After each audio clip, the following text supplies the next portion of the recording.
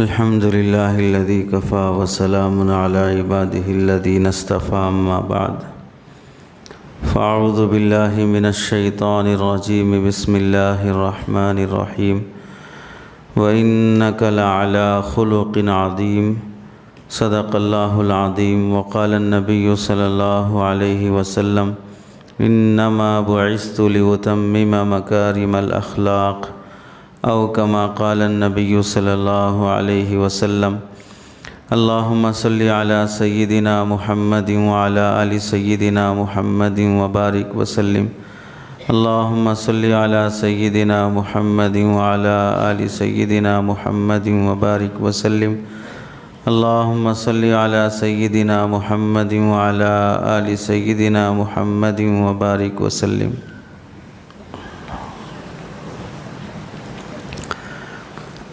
معزز قابل قدر علماء اکرام، ائمہ اعظام، پردہ نشین خواتین، عزیز ساتھیوں، بزرگوں اور دوستوں،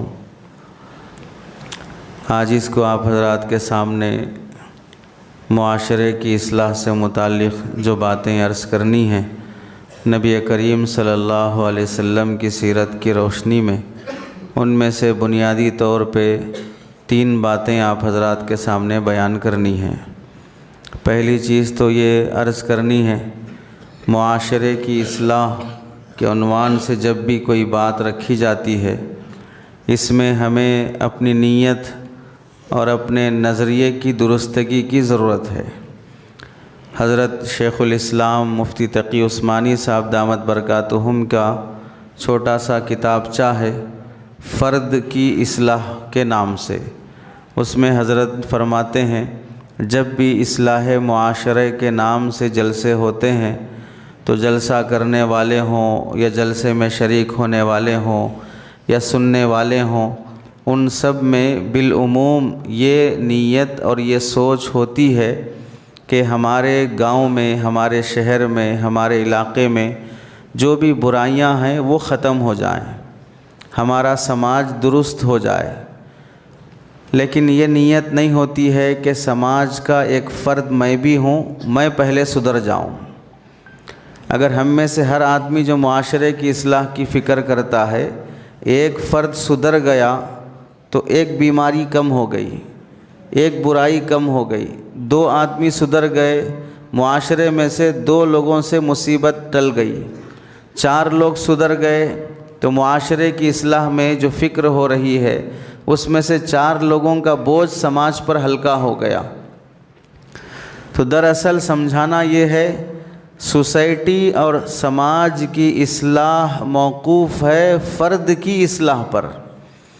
اگر 20 افراد کی جماعت ہے یا 100 افراد کی جماعت ہے، وہ سارے 100 کے 100 لوگ سدھرنا چاہتے ہیں تو ان میں سے پہلے ایک ایک کر کے سدھرنا پڑے گا، 100 کے 100 ایک ساتھ سدھر نہیں سکتے۔ تو ہم جو معاشرے کی اصلاح سوچتے ہیں، ان میں سب سے پہلے فرد کی اصلاح کو سوچیں کہ میں اپنے آپ کو کیسے سدھاروں۔ پہلے میرے اندر جو غلطیاں ہیں، برائیاں ہیں، گناہ ہیں، ان کو میں پہلے چھوڑوں تاکہ دوسرے آدمیوں کو چھوڑنے کی توفیق بعد میں ملے یا نہ ملے، میں تو پہلے سدھر جاؤں۔ اصلاح معاشرہ کے عنوان سے ہم نے اور آپ نے نہ جانے کتنے جلسے آج اس سے بھی بڑے بڑے بزرگان دین کے سنے ہوں گے۔ ہم تو ابھی بچے ہیں، لیکن کتنے اللہ والے یہاں پر تشریف لائے ہوں گے۔ حضرت مولانا عاقل حسامی صاحب رحمۃ اللہ علیہ کی آمد اور دیگر اکابرین بھی آتے رہتے ہیں۔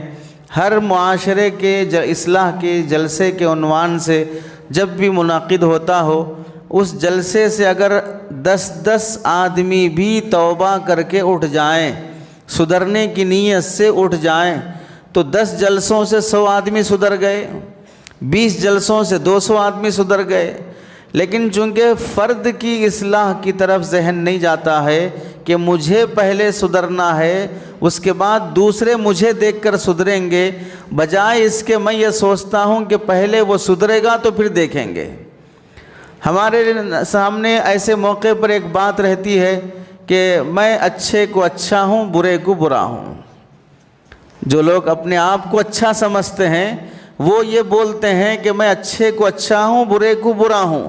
ایسے لوگوں سے سرکار دو عالم صلی اللہ علیہ وسلم فرماتے ہیں، ترمذی شریف کی روایت ہے، لا تکونوا امعاء، الو نہ بنو، بے وقوف نہ بنو۔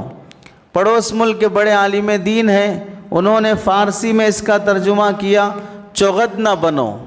مطلب کیا ہے؟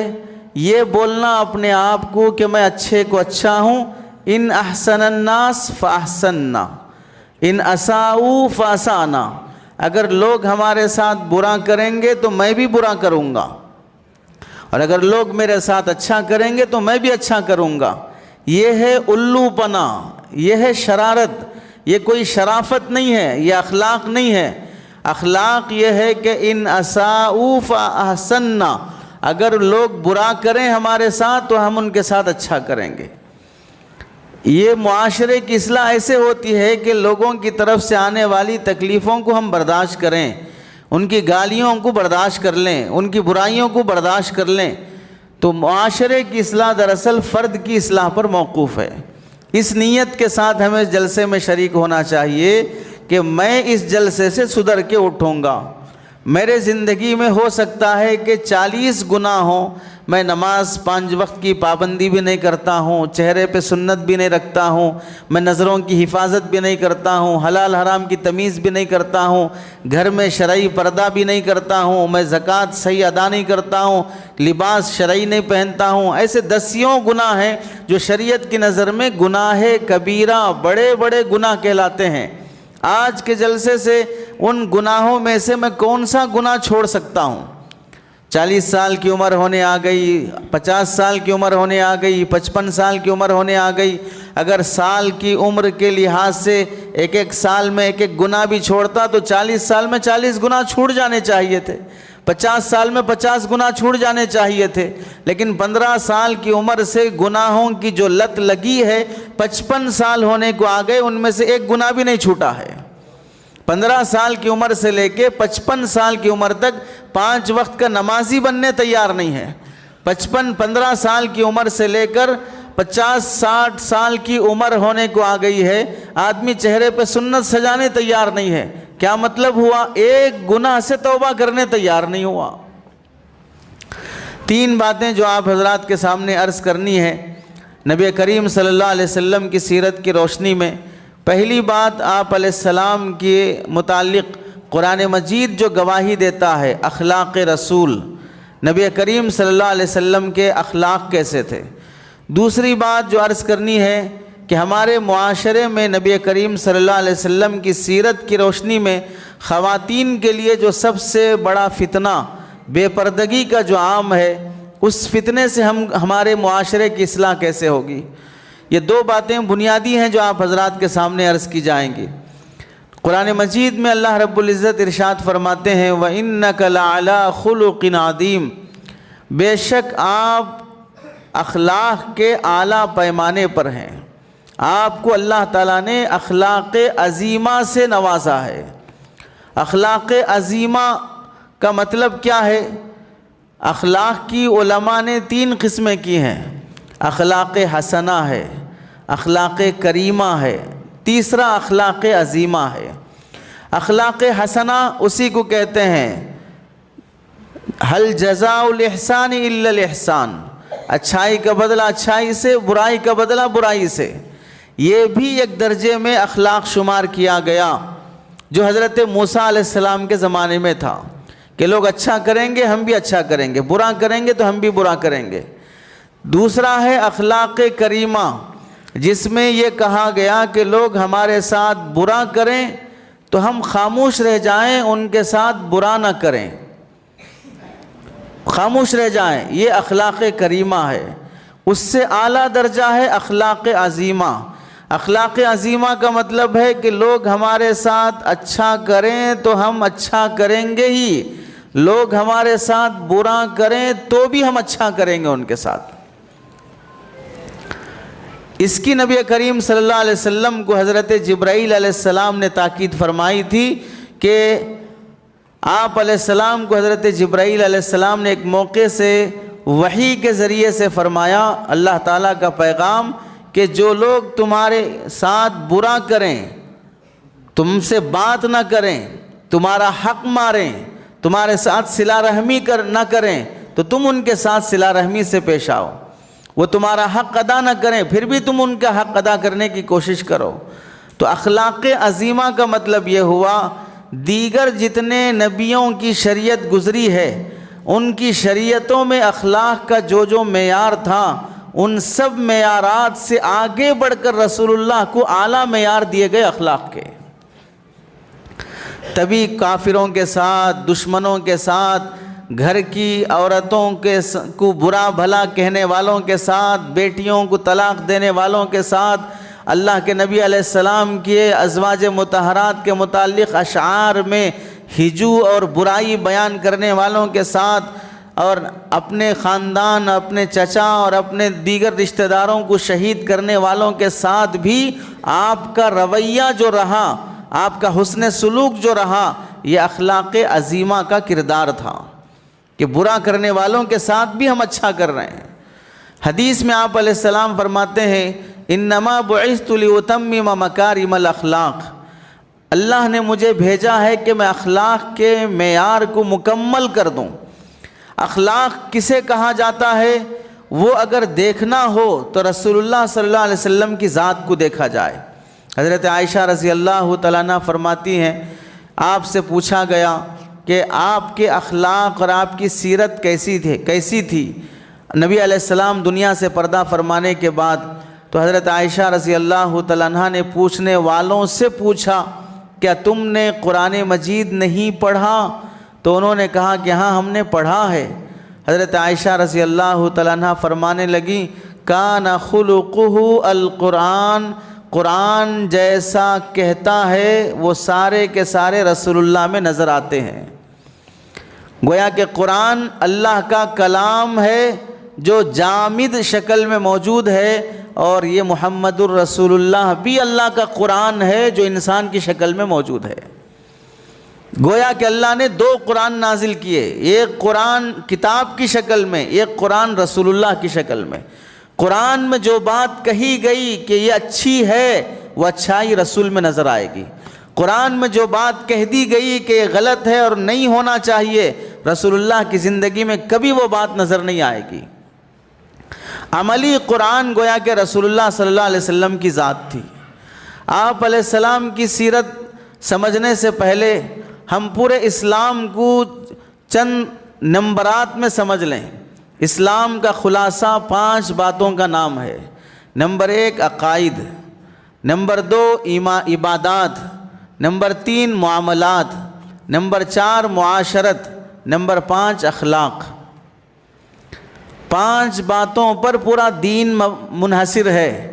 ہم اگر اچھے، سچے، پکے، پرفیکٹ اور کامل مسلمان بننا چاہتے ہیں تو ان 5 باتوں پر ہمیں مکمل آنے کی کوشش کرنا ہوگا۔ 5 باتوں میں سے کسی ایک بات میں ہم کامل ہوئے، باقی 4 میں نہیں ہوئے تو ہم کامل مسلمان نہیں ہو سکتے۔ پہلی چیز کیا ہے؟ عقائد۔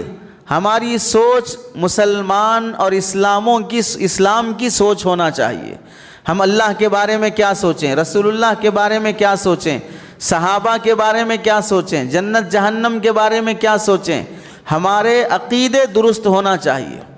جہاں عقیدہ خراب ہو جائے گا وہاں پر اسلام کا بنیادی رکن اور اسلام کا پہلا شعبہ عقائد وہ برباد ہو جائے گا۔ جہاں عقیدے برباد ہو گئے وہاں پر کوئی عمل ساتھ آنے والا نہیں ہے۔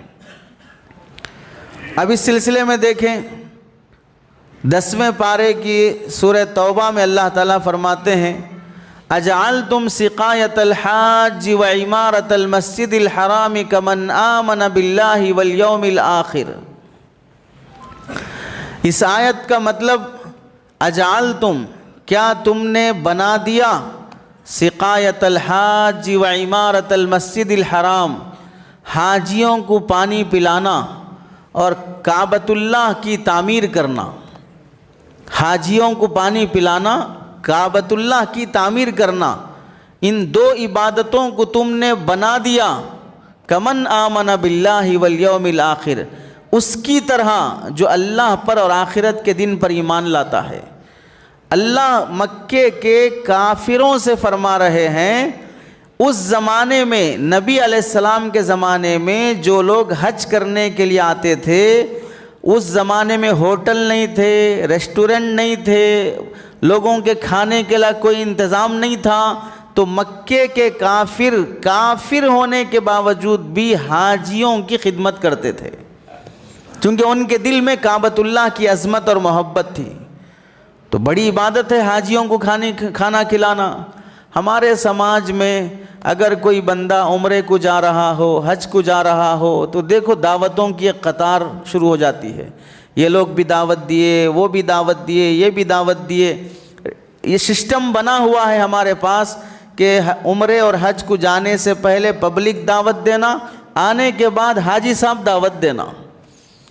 یعنی یہ محبت کی دعوت نہیں ہے، بزنس ہے۔ ہم آپ کو کھلائیں، آپ ہمیں کھلا دیجئے، برابر سرابر ہو جائے گا۔ یا نہیں تو بدلے میں کیا کرنا، ہم آپ کو بریانی یا مندی یا فلاں کھلا رہے ہیں، ہمارے کھانے کی مقدار کے برابر عزت اور شرافت سے زمزم اور کھجور لا کے دے دینا۔ یا جو جتنے معیار کا کھلایا، کھلانے کے ساتھ ساتھ کپڑے بھی ہدیہ کیا، احرام کے کپڑے بھی ہدیہ کیا، کچھ اور چیز بھی ہدیہ کیا، تو اس کے حساب سے زمزم کھجور کے ساتھ جائے نماز بھی لا کے دے دینا، نقاب اسکاف مخنا بھی لا کے دے دینا۔ مطلب کیا ہوا، جتنا کھلا رہے ہیں اتنا پورا وصول کر لیں گے، نہیں ہوگا تو اگلی بار اسے دعوت نہیں دی جائے گی، ہماری نظر میں اس کا عمرہ بھی قبول نہیں ہوگا۔ یہ سسٹم چلا ہوا ہے، سراسر شریعت کی نظر میں غلط ہے۔ شریعت کی نظر میں اس طرح کے معاملات غلط ہیں۔ جیسے اگر کہا جائے ابھی حافظ صاحب نے فلاں صاحب کی گل پوشی، فلاں صاحب کی گل پوشی، ایک گل پوشیوں کا سسٹم بھی نامناسب ہے۔ ہمارے پاس تو اتنے شال رکھے ہوئے ہیں، اگر کسی کے کفن میں بھی استعمال کرنا چاہے تو کر سکتے ہیں۔ ان سے کوئی اکرام ظاہر نہیں ہوتا، سوائے اسراف کے کچھ حاصل نہیں ہے۔ تو یہ عمرے اور حج کے موقع کا سسٹم جسے ہم عبادت سمجھ رہے ہیں، اب آپ سمجھیں ایک دکا حاجی اور عمرہ معتمر کو ہم نے کھلا لیا تو ہم میں سے بھی بڑے مخلص ہوں گے جو کھلا رہے ہوں گے۔ وہ تو مکے کے کافر ہیں جو آنے والے تمام حاجیوں کو پانی پلانے کا کام فری میں کر رہے ہیں، کتنی بڑی عبادت ہوگی۔ اور اگر کوئی بندہ دعوت نہیں کرایا، پھر بھی حج اور عمرے سے واپس آنے کے بعد ہمیں زمزم کھجور لا کے دیا، تو ہم اسے تبرک سمجھ کے رکھتے کہ نہیں رکھتے ہیں؟ ہم نے کچھ نہیں کیا پھر بھی بندہ ہمارا خیال رکھا۔ تو ایک بندہ زمزم اور کھجور لا کے دے دے تو ہم اسے قدر کی نگاہ سے دیکھتے ہیں۔ مکہ جانے والے تمام حاجیوں کی خدمت کر رہے ہوں تو آپ اندازہ کر لیں کہ وہ کتنی بڑی خدمت ہوگی۔ دوسری عبادت عمارت المسجد الحرام، کعبۃ اللہ بنانا۔ ایک آپ کی یہ مسجد بنی ہے، ابھی صدر صاحب سنا رہے تھے مسجد کی تعمیر کا پس منظر، کچھ رقم نہیں، 70 افراد پڑھنے کے قابل ہی چھوٹی سی مسجد، مولانا کا مخصوص کام، مدرسہ اور گھر، صدارت کا منصب اللہ نے عطا کیا، تقاضے آئے کہ مسجد بنایا جائے، بڑی توسیع کی جائے، اللہ کے نام پر مصلی پہ کھڑے ہو کر آپ ہی کے مجمع کے سامنے ذکر ہوا مسجد کی تعمیر اور توسیع کا۔ بڑا کمال دکھایا آپ لوگوں نے، مجھے خود بھی حیرت اور تعجب ہوا کہ چھوٹے چھوٹے بچے اپنی ہنڈی میں جمع کرنے والے پیسے، خواتین اپنا مہر، یعنی آپ نے اپنی مسجد کی تعمیر کے لیے باہر جانے، کویت، سعودیہ، دبئی فلاں اپنے ڈسٹرکٹ میں بھی جانے کی زحمت نہیں کی، اپنی ہی جگہ پر مسجد بنائی۔ بہت قابل تعریف، بہت مبارکبادی کے قابل ہیں آپ لوگ، جو جذبہ آپ کی خواتین کو، آپ کے بچوں کو اللہ نے دیا ہے تعمیر مسجد کے سلسلے میں، اسے عبادت سمجھ کر ہی کیے ہیں، اور اس کا اجر بھی اللہ دیں گے اور دے رہے ہیں، قیامت تک ملے گا، ثواب جاریہ کا حصہ ہے۔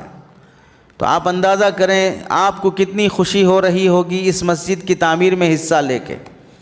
اور اگر آپ کے سامنے اعلان ہو کہ لوگوں آئندہ سال 2026 میں کعبۃ اللہ کی تعمیر میں چندہ دینا ہے، تو آپ اگر وہ مستند طریقے سے اعلان ہو تو دینے تیار ہوں گے کہ نہیں ہوں گے؟ بالکل تیار ہوں گے۔ وہ کعبۃ اللہ پورا کا پورا مکے کے کافروں نے بنایا۔ نبی کے زمانے میں وہ سارا کعبۃ اللہ مکے کے کافروں نے بنایا۔ تو اگر مسجد بنانے میں ہمیں خوشی ہے اور ہونی چاہیے تو کعبۃ اللہ بنانے میں کتنا خوشی ہونی چاہیے۔ مسجد بنانے کے چندے میں پیسہ دینا ہو تو ہمیں خوشی ہوگی، کعبۃ اللہ کی تعمیر کے چندے میں پیسہ دینا ہو تو کتنی خوشی ہوگی۔ اللہ فرماتے ہیں حاجیوں کو پانی پلانا، کعبۃ اللہ کی تعمیر کرنا ایک مومن کے ایمان کے برابر نہیں ہو سکتا۔ کوئی حیثیت نہیں ہے تمہارے کعبۃ اللہ کی تعمیر کرنے کی۔ کمن آمن باللہ والیوم الآخر، ایمان باللہ کا جو مقام ہے، مومن کے عقیدے کی جو حیثیت ہے، وہ تمہارے حاجیوں کو پانی پلانے، کعبۃ اللہ کو تعمیر کرنے سے کوئی فرق نہیں پڑے گا جبکہ تمہارے عقیدے خراب ہیں۔ تم اللہ کو ایک نہیں مانتے ہو اور کعبۃ اللہ بنانے چلے ہو، شرک کرتے ہو اور کعبۃ اللہ بنانے چلے ہو۔ تمہارے کعبے کی تعمیر سے تمہیں کچھ حاصل نہیں ہوگا جب تک کہ تمہارا عقیدہ درست نہیں ہوگا۔ تو اس میں عقیدے کی اہمیت کو سمجھایا گیا کہ بندہ چاہے کتنی بھی عبادت کر لے، حتیٰ کہ کعبۃ اللہ کی بھی تعمیر کر لے، لیکن عقیدہ صحیح نہیں ہے تو اس کا عمل بیکار ہو جائے گا۔ تو اسلام کا بنیادی رکن ہے، بنیادی شعبہ ہے عقیدوں کی درستگی۔ اس کے ذیل میں آپ حضرات کو ابھی ایک بات عرض کر دیتے ہیں، ہمارے سماج میں بہت سے لوگ فتنوں کا شکار ہو جاتے ہیں علماء کی رہبری میں نہ چلنے کی وجہ سے۔ ہمارا عقیدہ کیا ہے؟ ہمارا عقیدہ یہ ہے حضرت عیسیٰ علیہ السلام پیدا ہو چکے، ہمارے نبی آنے سے پہلے آ گئے، حضرت مریم رضی اللہ تعالیٰ عنہ کی کوکھ سے پیدا ہوئے، بغیر والد محترم کے اللہ نے اپنی قدرت سے پیدا کیا، جیسے حضرت آدم علیہ السلام کو بغیر والدین کے پیدا کیا، اور اللہ نے اپنی قدرت سے انہیں آسمانوں پہ اٹھایا، اور قیامت کے قریب اللہ تعالیٰ اپنی ہی قدرت سے انہیں بھیجیں گے، زمین پر نازل کریں گے۔ یہ مسلمانوں کا عقیدہ ہے، اسے کہتے ہیں نزول مسیح، حضرت عیسیٰ مسیح علیہ السلام کے آسمان سے نازل ہونے کا عقیدہ رکھنا۔ دوسرا ہمارا عقیدہ یہ ہے قیامت سے پہلے، حضرت عیسیٰ علیہ السلام کے آنے سے پہلے حضرت مہدی علیہ الرضوان یہ پیدا ہوں گے، اور ان کے پیدا ہونے کی جگہ مدینہ منورہ ہے۔ ان کا نام نبی کریم صلی اللہ علیہ وسلم کے نام پر ہوگا، یعنی ان کا نام محمد ہوگا۔ ان کے والد کا نام ہمارے نبی کے والد کے نام پر ہوگا، یعنی عبداللہ ہوگا، اور وہ مدینہ سے مکہ مکرمہ آئیں گے۔ مکہ مکرمہ میں مطاف میں ان کے ہاتھ پر بیعت کی جائے گی۔ یہ حضرت عیسیٰ علیہ السلام آنے سے پہلے ہوگا۔ خاندانی لحاظ سے حضرت حسن حضرت حسین رضی اللہ تعالیٰ عنہما کے خاندان سے وہ پیدا ہوں گے، یعنی ماں حضرت حسین سے، والد حضرت حسن سے رضی اللہ تعالیٰ عنہما، یعنی آل رسول کے گھرانے میں وہ پیدا ہوں گے۔ پیدائش کی جگہ مدینہ منورہ ہوگی۔ نام بتایا، والد کا نام بتایا، خاندان بتایا، یہ ہمارا عقیدہ ہے۔ اور اگر کوئی بندہ آپ کے اس گاؤں میں پیدا ہوا، یہ مدینہ منورہ تو نہیں ہے، یہاں پیدا ہوا، اور وہ کچھ عمر گزرنے کے بعد اعلان کرتا ہے کہ میں مہدی ہوں اور میں عیسیٰ ہوں، تو آپ ابھی سنے ہیں کہ حضرت عیسیٰ علیہ السلام ہمارے نبی آنے سے پہلے پیدا ہو گئے اور آسمانوں پہ اٹھا لیے گئے۔ ایک دوسرا ابھی پیدا ہی نہیں ہوئے، مدینے میں پیدا ہوں گے، جن کا لقب مہدی ہے، نام محمد ہے۔ تو دو میں فرق نہیں ہے، ایک وہ ذات ہے جو نبی آنے سے پہلے پیدا ہو گئے، ایک وہ ذات ہے جو نبی آنے کے بعد 1400 سال ہو گئے، قیامت کے قریب پیدا ہوں گے۔ ایک آدمی ڈبل بار پیدا ہوگا؟ حضرت عیسیٰ علیہ السلام پیدا ہو چکے، والدہ ان کی حضرت مریم ہیں جن کا قرآن میں تذکرہ ہے۔ حضرت مہدی پیدا نہیں ہوئے، ان کے والد والدہ کا تذکرہ حدیثوں میں موجود ہے کہ ان کا نام آل رسول کے نام پر ہوگا، اب آپ علیہ السلام کے والدین کے نام پر ہوگا۔ تو دو الگ الگ بندے ہیں، ایک پیدا ہو چکے، ایک پیدا ہونے والے ہیں، ایک آسمانوں پر ہیں، قیامت کے قریب نازل ہوں گے، ایک مدینہ منورہ میں پیدا ہوں گے، نہ آسمانوں پہ جائیں گے نہ آسمان سے اتریں گے۔ اگر کوئی بندہ مسلمان ہو کر یہ دعویٰ کرتا ہے کہ میں عیسیٰ مسیح بھی ہوں اور میں مہدی بھی ہوں، تو یہ آپ کو سمجھ میں آ رہا ہے کہ صحیح ہے دعویٰ اس کا اس طرح کہنا صحیح ہے؟ ایک شخصیت حضرت عیسیٰ علیہ السلام کی، ایک حضرت مہدی کی، دونوں الگ الگ ہیں، لیکن ایک بندہ کہہ رہا ہے کہ میں عیسیٰ مسیح بھی ہوں اور میں حضرت مہدی بھی ہوں۔ یہ دعویٰ کرنا ہی اس کا جھوٹا ہے، غدار ہے، مکار ہے، جاہل ہے، اور اس کو اس عقیدے اور اس دعوے کی بنیاد پر اسلامی سلطنت ہوتی، قتل کر کے ٹکڑے کر کے دفن کر دیے جاتے، لیکن چونکہ اسلامی سلطنت نہیں ہے، سیکولر ملک ہے، یہاں پر کتنا بھی بھونک لو، ہڈی ڈالا جائے گا، آپ کو کچھ نہیں کیا جائے گا۔ تو یہاں پر کوئی بندہ اگر یہ دعویٰ کرتا ہے کہ میں مسیح بھی ہوں، مہدی بھی ہوں، تو اس کا دعویٰ جھوٹا ہے، غلط ہے، اس پر یقین رکھنے والا بھی مسلمان نہیں ہو سکتا۔ وجہ کیا ہے؟ حضرت تھانوی رحمۃ اللہ علیہ نے لکھا ہے، اسلام میں نبیوں پر ایمان لانے میں ایک بنیادی بات یہ بھی ہے، ہم بولتے ہیں نا کہ 1,24,000 انبیاء دنیا میں تشریف لائے، تو حضرت تھانوی نے فروع الایمان کتاب میں لکھا ہے اپنی 1,24,000 انبیاء والی روایت نہایت ضعیف درجے کی ہے، اس سے انبیاء کا عدد ثابت نہیں ہو سکتا، اس لیے 1,24,000 متعین طریقے سے بولنے کی اجازت نہیں ہے۔ تو کیا بولتے ہیں؟ 1.25 لاکھ کم و بیش، تقریباً، اس طرح بولتے ہیں۔ کیوں بولتے ہیں؟ کیونکہ متعین عدد بولنے کی اجازت نہیں ہے۔ کیوں نہیں ہے؟ اس وجہ سے نہیں ہے کہ مسلمانوں کو حکم یہ ہے کہ نبی کے نبی ہونے کا یقین رکھنا، ایمان لانا جیسا ضروری ہے، اسی طرح کسی غیر نبی کو نبی بنانے کی بھی اجازت نہیں ہے۔ اگر سمجھو کہ 1,24,000 میں سے ایک کم نبی بھیجے گئے، تو ایک کا جو اضافہ کیا وہ کہاں سے کر رہے ہو تم؟ 1,24,000 سے 1,24,200 نبی بھیجے گئے، یہ 200 نبی پر ایمان نہیں ہے آپ کا، صرف 1,24,000 پر ہی ہے، باقی 200 نبی پر ایمان نہیں لاؤ گے تو مسلمان کہاں سے رہو گے؟ تو نہ عدد گھٹانے کی اجازت ہے نہ عدد بڑھانے کی اجازت ہے۔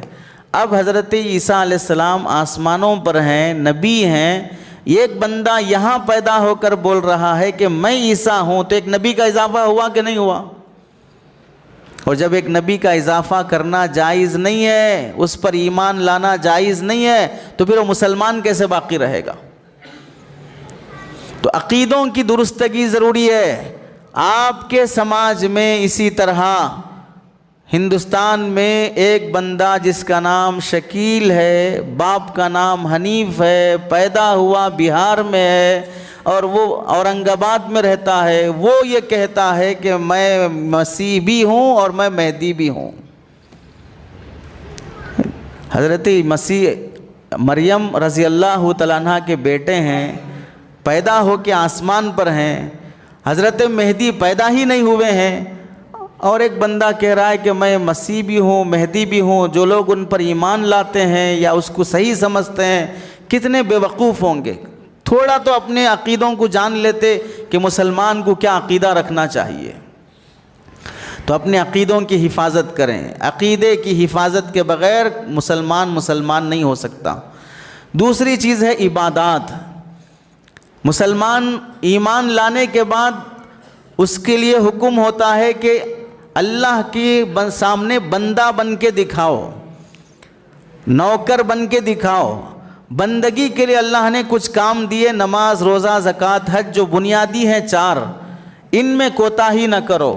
تیسری چیز ہے معاملات، ڈیل کرنا، لین دین، کسی سے بھی بزنس کرنا، قرض لینا، کرائے پہ لینا، عاریتاً لینا، کسی سے بھی کچھ معاملہ، سودا بازی ہو، خرید و فروخت ہو، اس میں شریعت کے احکام کی پابندی کرنا. افسوس یہ ہے دعوت و تبلیغ کی برکت سے، علماء کے بیانات کی برکت سے، جماعتوں کی برکت سے، جلسوں کی برکت سے، بزرگوں کے اصلاحی و تربیتی مجالس کی برکت سے ہمارے مسلمان سماج میں کسی نہ کسی درجے میں عبادات پھر بھی قابو میں ہیں.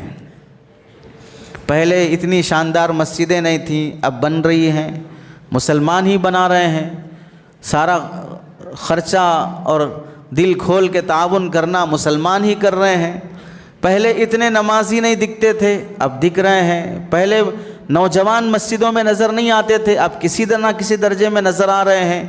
عبادات کا درجہ پھر بھی قابو میں ہے، لیکن معاملات، معاشرت، اخلاق، ان تینوں میں مسلمان تقریباً 10% ہی مسلمان نظر آتے ہیں.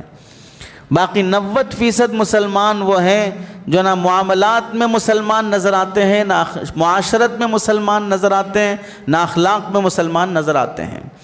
لین دین میں اسلام کا اصول یہ نہیں ہے نو ریٹرن نو ایکسچینج، واپس بھی نہیں لیں گے، بدل کے بھی نہیں دیں گے. یہ اسلام کا اصول نہیں ہے، یہ یہودیوں کا اصول ہے.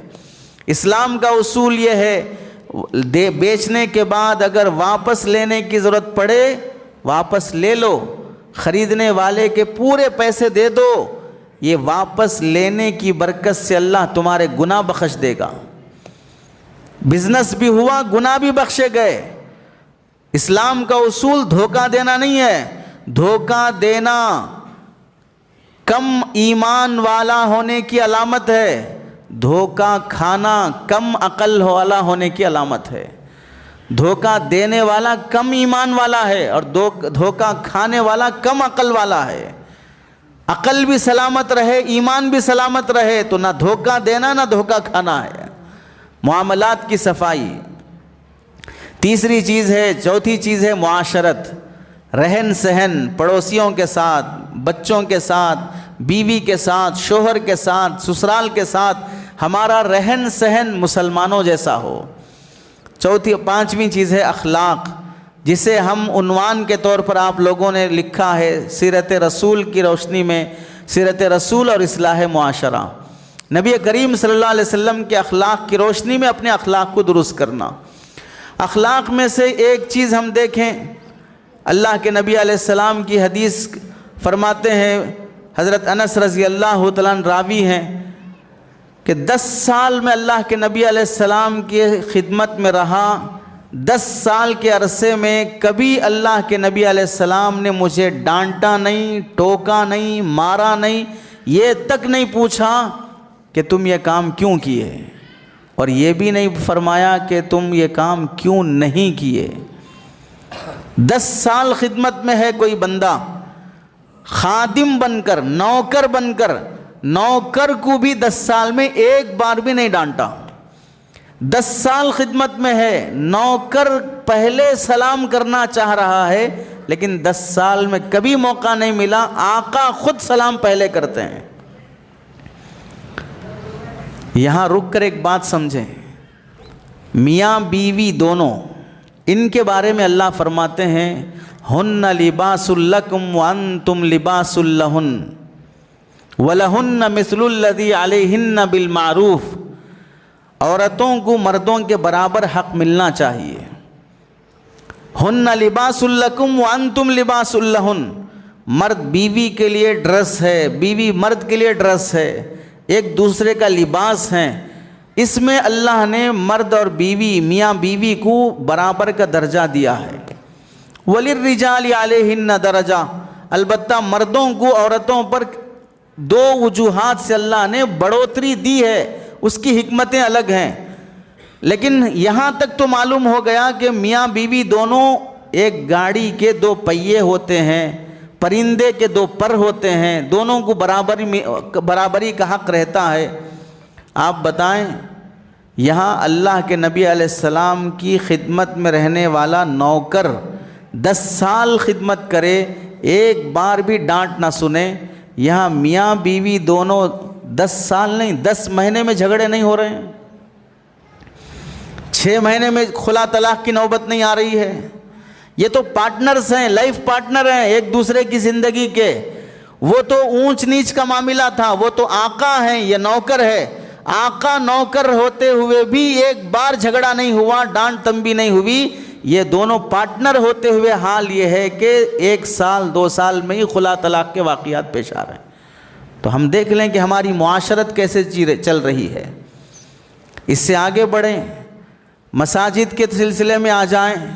اگر کسی مسجد میں کوئی امام صاحب ہوں، 1 سال نہیں گزرتا، کمیٹی سے نہیں جم سکی، فلاں ممبر نے ڈانٹ دیا، فلاں مصلی نے ڈانٹ دیا۔ کس کے ساتھ ہو رہا ہے؟ وہاں نوکر کو نہیں ڈانٹا جا رہا ہے، یہاں امام مؤذن کو ڈانٹ دیا جا رہا ہے، حافظ صاحب عالم صاحب کو گن دیا جا رہا ہے۔ تو ہم سمجھیں کہ ہماری معاشرت، ہمارے اخلاق کیسے ہیں۔ اللہ کے نبی نوکر کو نہ ڈانٹیں، ہم حافظ اور عالم کو بھی ڈانٹ دیں اور امام کو بھی تنبیہ کر دیں، گھر والی بیوی کو بھی ڈانٹ دیں، ماں باپ پر زبان درازی کر دیں۔ آپ علیہ السلام کے اخلاق کو آپ علیہ السلام کے اخلاق سے اپنے اخلاق کا موازنہ کریں۔ اور ایک حدیث میں آپ علیہ السلام کے متعلق حضرت عائشہ رضی اللہ تعالیٰ عنہ فرماتی ہیں، آپ نے نبی کریم صلی اللہ علیہ وسلم نے کبھی کسی کو اپنے ہاتھ سے نہیں مارا، ہاتھ نہیں اٹھایا آپ نے کسی پر، صرف جہاد کے موقع پر جو کافر سامنے پڑتا، اللہ کے نبی صرف اسلام کی خاطر ہاتھ اٹھایا، اپنی ذات کے لیے کبھی کسی پر ہاتھ نہیں اٹھایا۔ حالانکہ آپ علیہ السلام کو کتنی تکلیفیں پہنچائی گئی، کتنا دکھ دیا گیا، اس کے باوجود بھی اپنی ذات کے لیے آپ علیہ السلام نے کبھی کسی سے بدلہ نہیں لیا۔ اور ایک حدیث میں حضرت عائشہ رضی اللہ تعالیٰ عنہ فرماتی ہیں، پوری زندگی اللہ کے نبی علیہ السلام سے ایک بار بھی کوئی ایسا لفظ زبان سے نہیں نکلا جو بازاری ہو۔ یہ جملہ، یہ بات بولنے کی نہیں تھی، یہ ورڈ یوز نہیں کرنا تھا۔ ایسا پوری زندگی کبھی آپ علیہ السلام کی زبان سے ایسا ورڈ نہیں نکلا جو غلط ہے، اچھا نہیں ہے، آپ کی زبان سے ایسا نہیں بولنا چاہیے تھا، ایسا پوری زندگی کبھی آپ کی زبان سے نہیں نکلا۔ پوری زندگی کبھی آپ علیہ السلام جہاں بات کرنے میں وائس اور آواز کی جو لمٹ ہونا چاہیے، کتنا ہلکا کتنا زور سے، والیوم کتنا بڑھانا چاہیے کتنا گھٹانا چاہیے، اس میں بھی آپ علیہ السلام نے جہاں لیول مینٹین کرنا تھا، کبھی زور سے بھی آپ علیہ السلام نے بات نہیں فرمائی۔ تو آپ اندازہ کر لیں کہ آپ علیہ السلام کے اخلاق کا معیار کیا ہوگا۔ اسے ہم اگر مثال سے سمجھیں، سرکار دو عالم صلی اللہ علیہ وسلم گھر میں تشریف لاتے ہیں، حضرت اماں عائشہ رضی اللہ تعالیٰ عنہ گھر میں بستر میں لیٹی ہوئی ہیں۔ آپ ابھی اگر گوگل میں سرچ کر کے دیکھ لیں، حجرت عائشہ رضی اللہ تعالیٰ عنہ، اللہ کے نبی کی بیوی حضرت عائشہ کا کمرہ، گوگل میں ماریں آپ تو آپ کو جو فوٹو دکھائی دے گی، اس فوٹو کے آس پاس میں وہ کمرہ کتنے گز کا تھا، کتنے فٹ کا تھا، وہ بھی آپ کو لکھا ہوا نظر آئے گا۔ اتنا چھوٹا کمرہ ہے، اس چھوٹے سے کمرے میں اگر دروازہ کھول کے داخل ہوں گے تو آواز نہیں آئے گی۔ گھر بڑا ہے تو ہلکے سے کھول کے آؤ تو کونے تک آواز نہیں جائے گی، لیکن چھوٹا ہے تو دروازہ کھول کے آئیں گے تو آواز آئے گی۔ پھر بھی آپ علیہ السلام کے اخلاق کا عالم یہ ہے، اس چھوٹے سے گھر میں بھی داخل ہوتے ہیں اتنی آہستہ سے کہ دروازہ کھولنے کی آواز سے گھر والی کو تکلیف نہ ہو، اتنا خیال گھر والی کا۔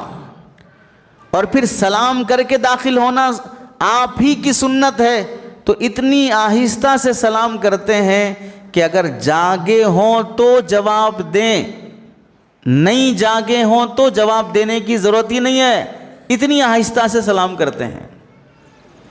اور ہمارا حال کیا ہے؟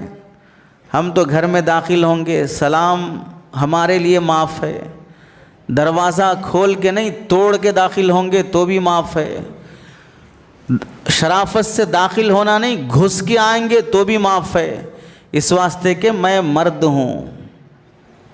یہ مردانگی دکھانے کا طریقہ ہے، گھس کے آنا مردانگی دکھانے کا طریقہ ہے، سلام کے بغیر آنا مردانگی دکھانے کا طریقہ ہے، زور سے سلام کرنا۔ ہم نے نبی کی سیرت کو اپنی گھر میں بھی داخل نہیں کیا ہے، سماج اور معاشرے میں کیا لاتے ہیں، گھر کی دہلیز میں داخل نہیں کیا ہے۔ آپ علیہ السلام کے 11 بیویاں، ایک ساتھ جو رہے ہیں وہ 9 بیویاں، ایک ساتھ جو رہے وہ 9 بیویاں، نکاح جو ہوئے وہ 11 ہیں۔ آپ اندازہ کرو ایک تنے تنہا بندہ 11 بیویوں کو ایک ساتھ رکھ کے مینٹین کر رہا ہے، کسی بیوی کو بھی آپ کی ذات سے کوئی شکایت نہیں ہے، ہم ایک بھی نہیں رکھ پا رہے ہیں ڈھنگ سے، تو ہم کیا اخلاق اپنائیں گے؟ وہ 11 رکھ کے بھی کسی کو شکایت نہیں ہے، نہ خرچے کی شکایت ہے، نہ ٹائم کی شکایت ہے، نہ بات کی شکایت ہے، نہ رہن سہن کی شکایت ہے، نہ صاف صفائی کی شکایت ہے، کوئی شکایت ازواج مطہرات کو آپ کی ذات سے نہیں ہے۔ ہم بول سکتے ہیں کہ بھائی وہ تو نبی تھے، اس واسطے اتنے بڑے اخلاق والے تھے، تو ہم بولتے ہیں بھائی وہ نبی تھے بول کے 9 کو مینٹین کرے، آپ مسلمان ہیں بول کے 1 کو مینٹین کر لو نا شرافت سے۔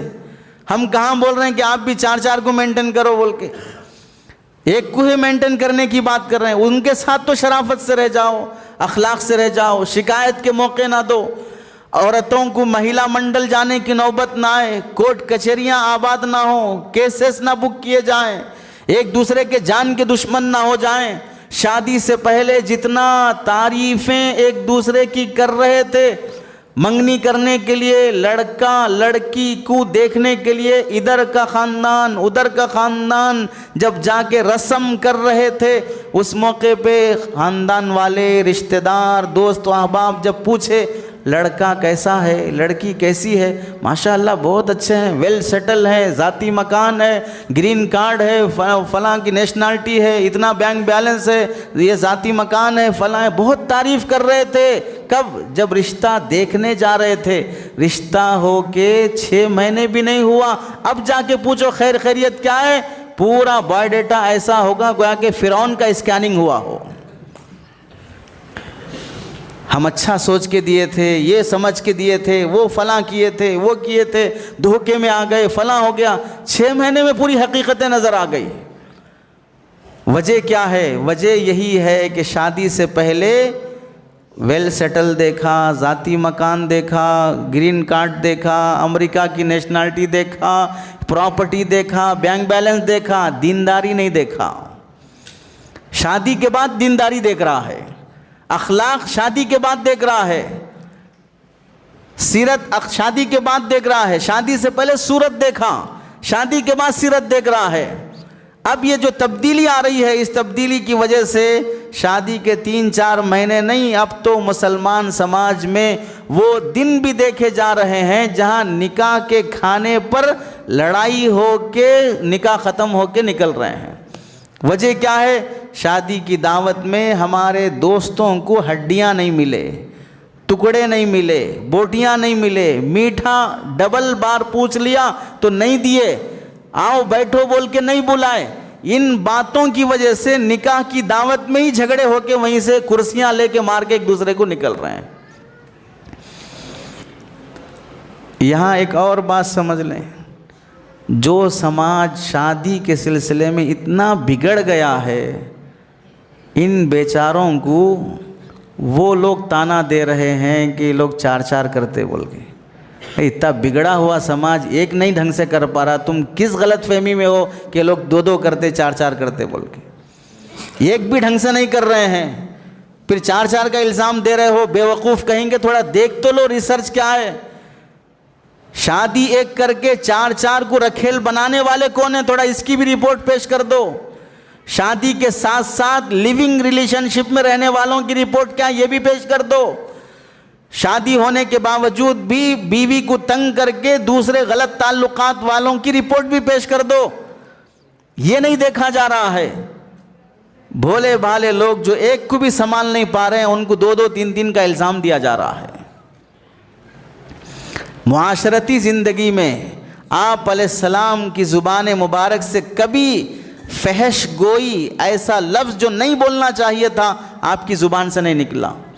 افسوس ہے ہمارے سماج میں جتنے ہم مسلمان بیٹھے ہیں، کوئی ایک بول سکتا ہے میری عمر 30 سال ہے، 35 سال ہے، 40 سال ہے، الحمدللہ 40 سال کی عمر میں میں ایک بھی گالی نہیں دیا۔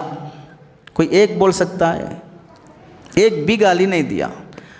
ہزاروں گناہوں کی فہرست گنانے کی ضرورت نہیں ہے، یعنی میری 35 سال کی عمر ہے، اس 35 سال کی عمر میں ایک بھی لڑکی کو غلط نظر سے نہیں دیکھا، جس کو بھی دیکھا اچھی نظر سے ہی دیکھا، اماں سمجھ کر ہی دیکھا، بہن سمجھ کر ہی دیکھا، نانی دادی سمجھ کر ہی دیکھا، یا نا سمجھ ہو کے دیکھا، کچھ بھی ہو اپنی نظر بدنظری نہیں کیا، میں گناہ کی غلط غیبتیں والی باتیں نہیں کیا، گانے نہیں گایا، گالیاں نہیں دیا، اور میں حرام حلال کی تمیز کیے بغیر کمانے کے سلسلے میں جھوٹ بول کے نہیں کمایا، دھوکہ دے کے نہیں کمایا۔ لمبی فہرست گنانے کی ضرورت نہیں ہے، صرف ایک بات کہ اللہ کے رسول علیہ السلام اپنی زبان سے غلط بات پوری زندگی نہیں نکالے۔ میں 40 سال کی عمر میں ایک بار بھی نہیں بولا، بس۔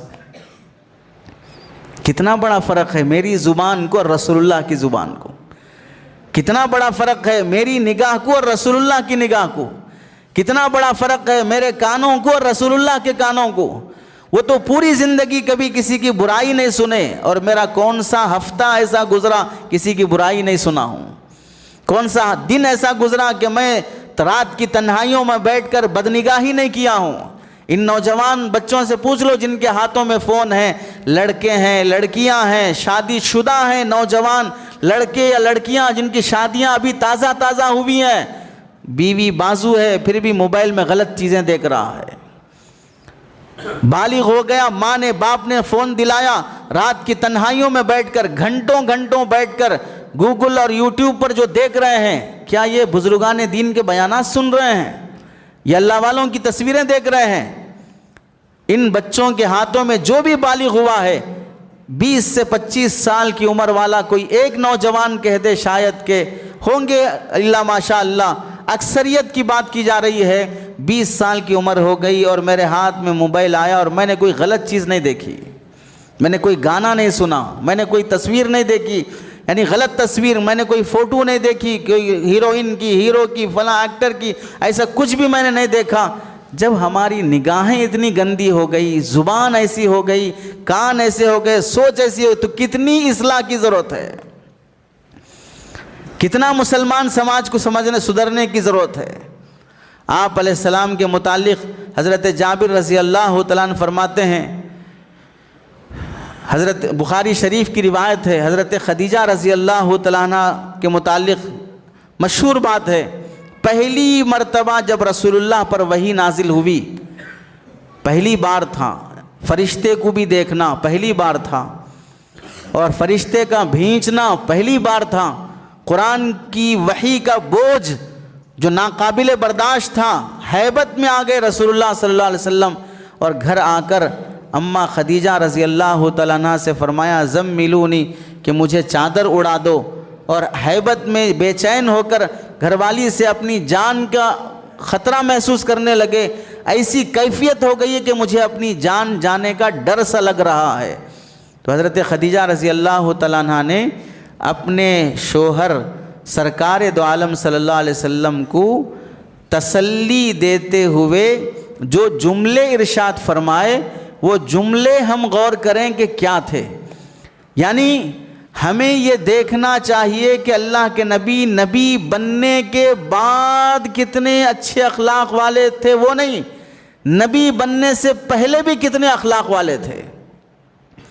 نبی تو 40 سال کی عمر میں بنے، اس سے پہلے نبی ہی نہیں تھے ظاہری طور پر وحی کے ذریعے سے، تو نبی بننے سے پہلے آپ کے اخلاق کا عالم کیا تھا؟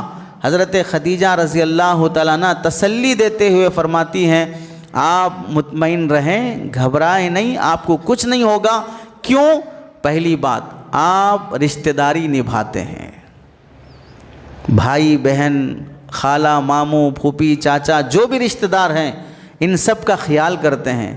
نمبر 2، جو بے کس ہیں، مجبور ہیں، غریب ہیں، یتیم ہیں، محتاج ہیں، ایسے لوگوں کو آپ سہارا دیتے ہیں۔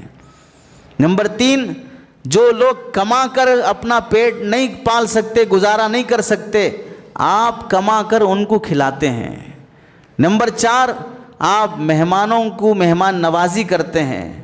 مشکل وقت میں آپ مشکل میں پڑے ہوئے لوگوں کا ساتھ دیتے ہیں۔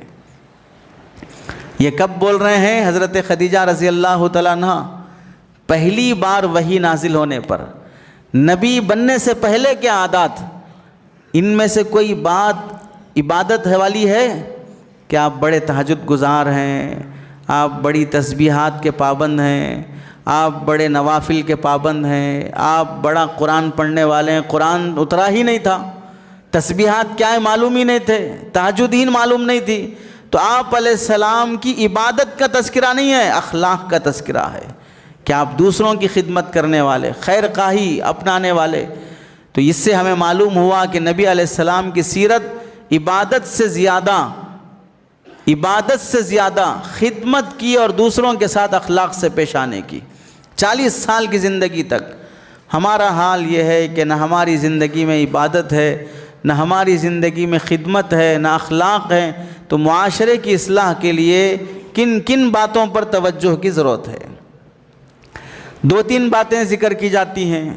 پہلی بات، آپ علیہ السلام کے سیرت اور اخلاق میں سے سخاوت کرنا، لٹانا، محتاجوں، غریبوں اور ضرورت مندوں اور اچھے کاموں میں دل کھول کے خرچ کرنا، یہ آپ علیہ السلام کی سیرت اور آپ کی عادت ہے۔ چنانچہ حدیث میں آتا ہے، بخاری شریف کی روایت ہے کہ آپ علیہ السلام سے زیادہ سخاوت کرنے والا ہم نے کسی کو نہیں دیکھا۔ جو مانگنے کے لیے آیا، اللہ کے نبی علیہ السلام نے ہر موقع پر مانگنے والے کو اس کی مانگ پوری کی۔ چنانچہ ایک روایت میں ہے، اللہ کے نبی علیہ السلام، ایک آدمی حضور پاک صلی اللہ علیہ وسلم کے پاس آیا اور کہنے لگا، 2 پہاڑوں کے درمیان بکریاں چرانے کے لیے اللہ کے نبی علیہ السلام سے بکریاں مانگی یا جگہ مانگی، کہ آپ مجھے بکریاں دیں، میں چرانا چاہتا ہوں۔ تو آپ علیہ السلام کے پاس اس وقت جتنی بکریاں تھیں وہ سب آپ نے اس کے حوالے کر دیا۔ یہ حوالے بزنس کے طور پہ نہیں، وہ مانگنے کے لیے آیا ہے خیرات اور صدقہ، تو آپ نے پورا وہ بکریوں کا ریوڑ اسے صدقے میں دے دیا۔ تو آپ کی سخاوت کا عالم کیا ہوگا؟ اور ایک روایت میں آتا ہے، حضرت جبیر بن مطعم رضی اللہ تعالیٰ عنہ راوی ہیں، نبی کریم صلی اللہ علیہ وسلم حنین کے موقع پر دیہات کے لوگ آئے، آپ صلی اللہ علیہ وسلم سے مال مانگا اور آپ کو مجبور کرنے لگے کہ نہیں آپ دیں، آپ کے پاس اس وقت نہیں تھا، تو آپ کو پکڑ کے لے کے کیکر کے درخت تک وہ ٹھیلتے ہوئے اللہ کے رسول کو لے جا رہے ہیں۔ آپ علیہ السلام کی اوڑی ہوئی چادر بھی لے لیے، آپ فرمانے لگے کہ بھائی میری چادر تو دے دو، جو ہے میں وہ دوں گا، جو نہیں ہے وہ کہاں سے دوں؟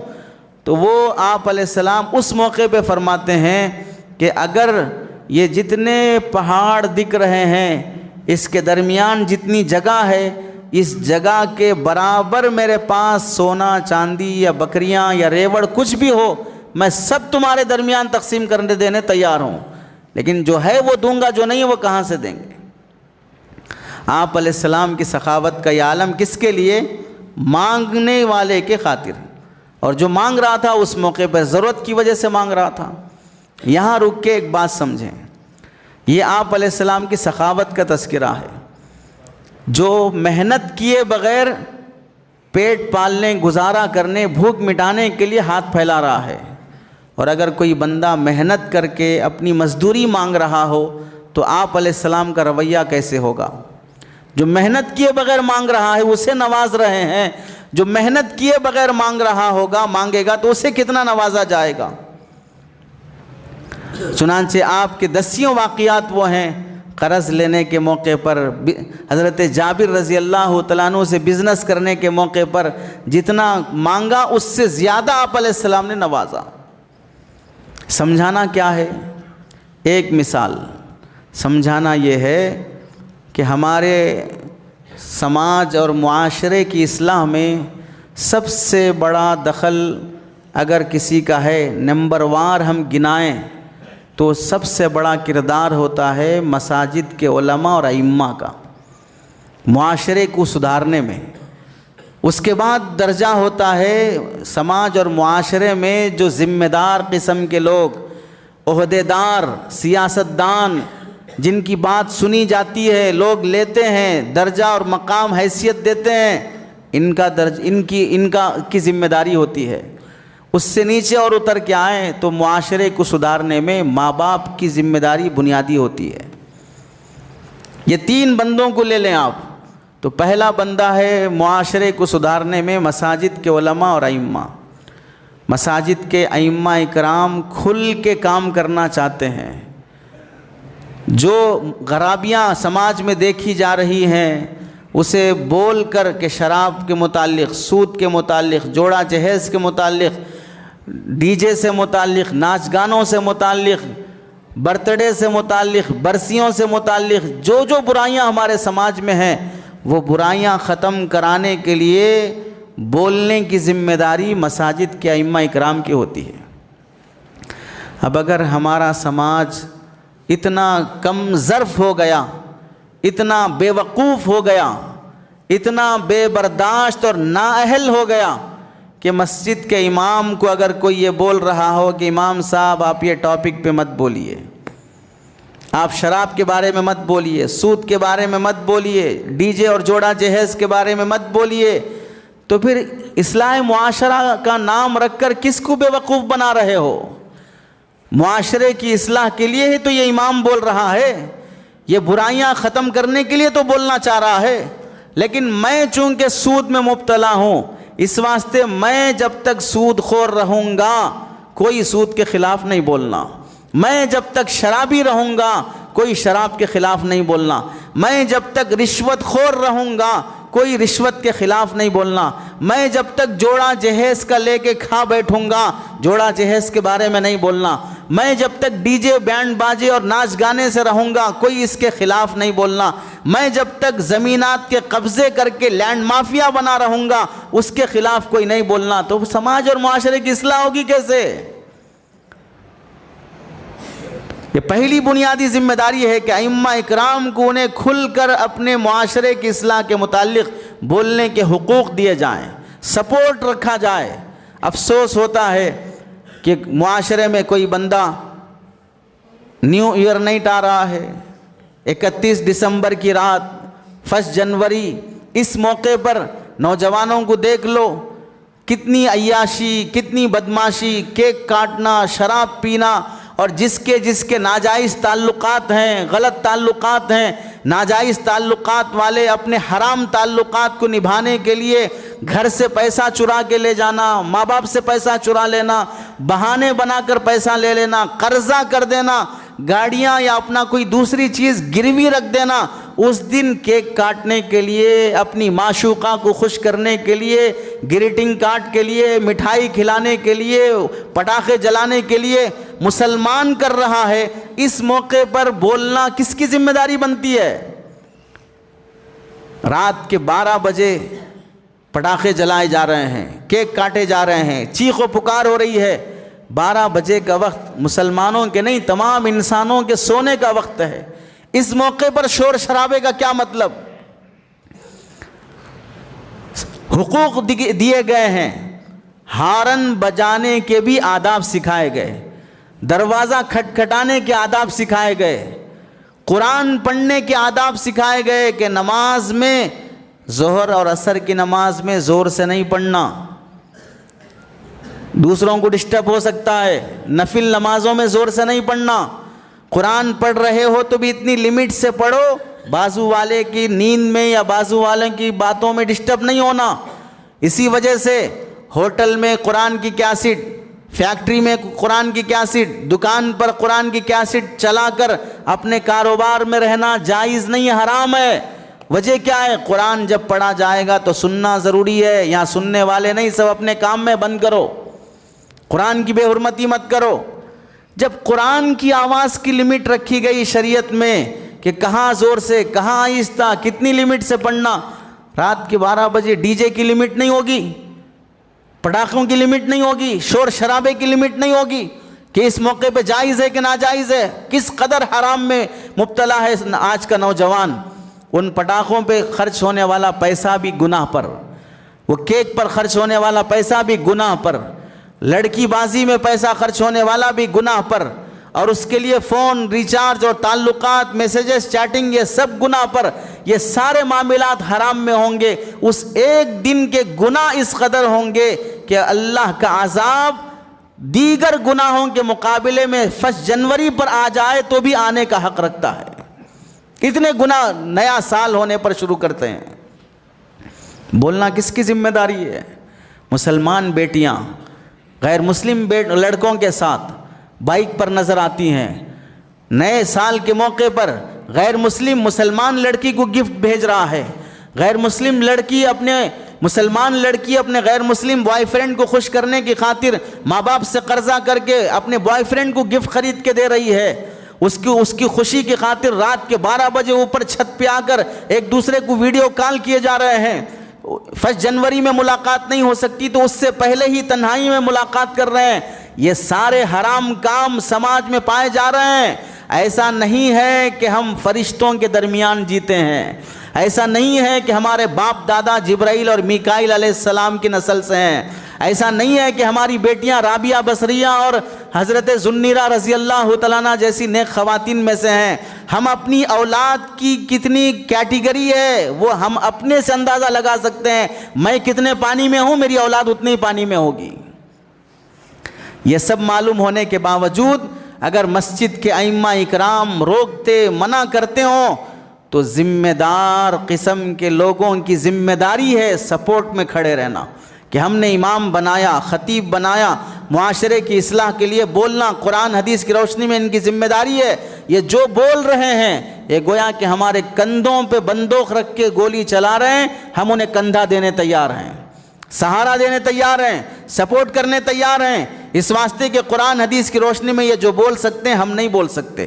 ان کی بات میں جتنا اثر ہو سکتا ہے کہ ہماری بات میں نہیں ہوگا، اس لیے ہمارا 100% سپورٹ رہنا چاہیے ائمہ اکرام کو کہ وہ معاشرے کی اصلاح کے لیے جو بولنا چاہے بول سکیں،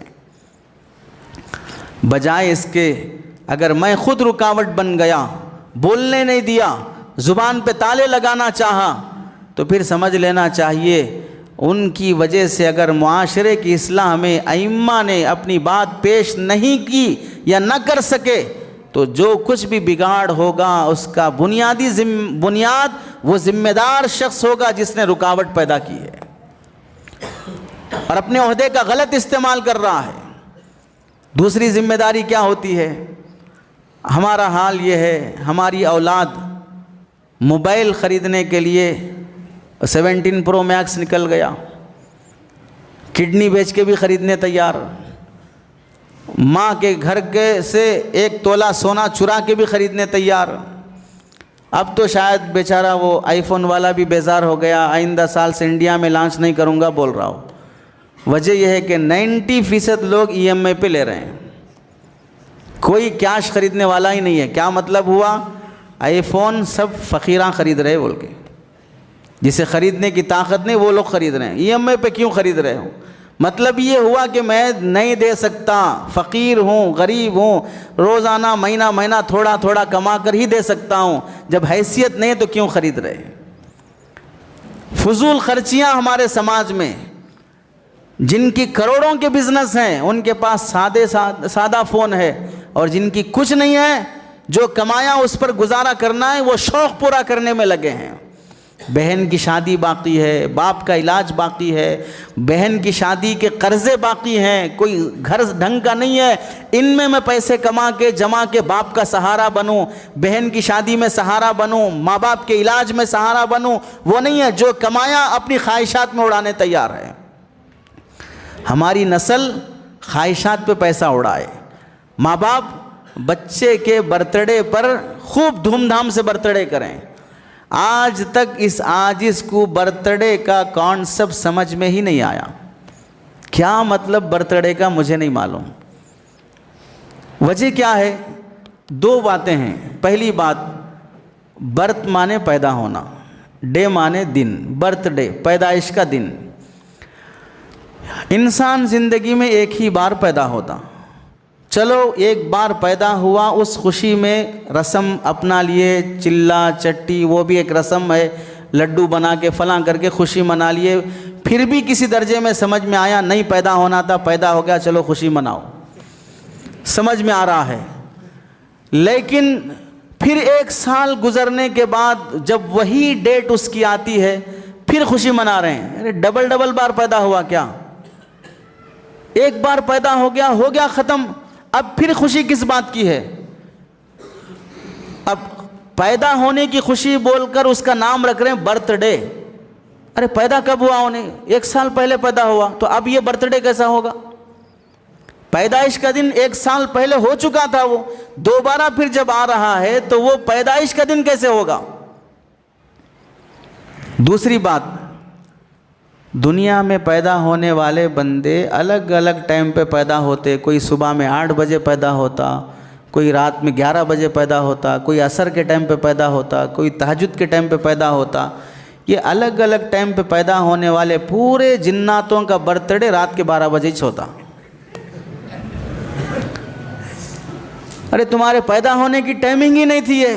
تم تو 8 بجے پیدا ہوئے لیکن منا رہے 12 بجے. تم تو دن میں 9 بجے پیدا ہوئے لیکن منا رہے 12 بجے. تو برتھ ڈے کا کانسیپٹ ہی سمجھ میں نہیں آیا کہ بار بار بھی پیدا نہیں ہوتے، وہ ٹائمنگ پہ بھی پیدا نہیں ہوتے، پھر بھی پیدا ہونے کی خوشی میں کیک کاٹ رہے ہیں، میوزک بجا رہے ہیں. اب تو افسوس، ایک گاؤں کے متعلق سنا کہ وہاں پر بہن کی برتھ ڈے منانے کے لیے بھائی چوراستے پہ لا کر وہاں گاڑی پر بائک پر کیک رکھ کے وہاں پٹاخے جلا کر شور شرابہ کرنے لگا، اپنی بہن کا برتھ ڈے منا رہا ہے. کہاں پر؟ چوراستے پر. اب برتھ ڈے منانے کے لیے صرف 2 جگہیں باقی رہ گئی ہیں، ایک قبرستان، دوسرا باتھ روم. یہ 2 جگہ باقی رہ گئی.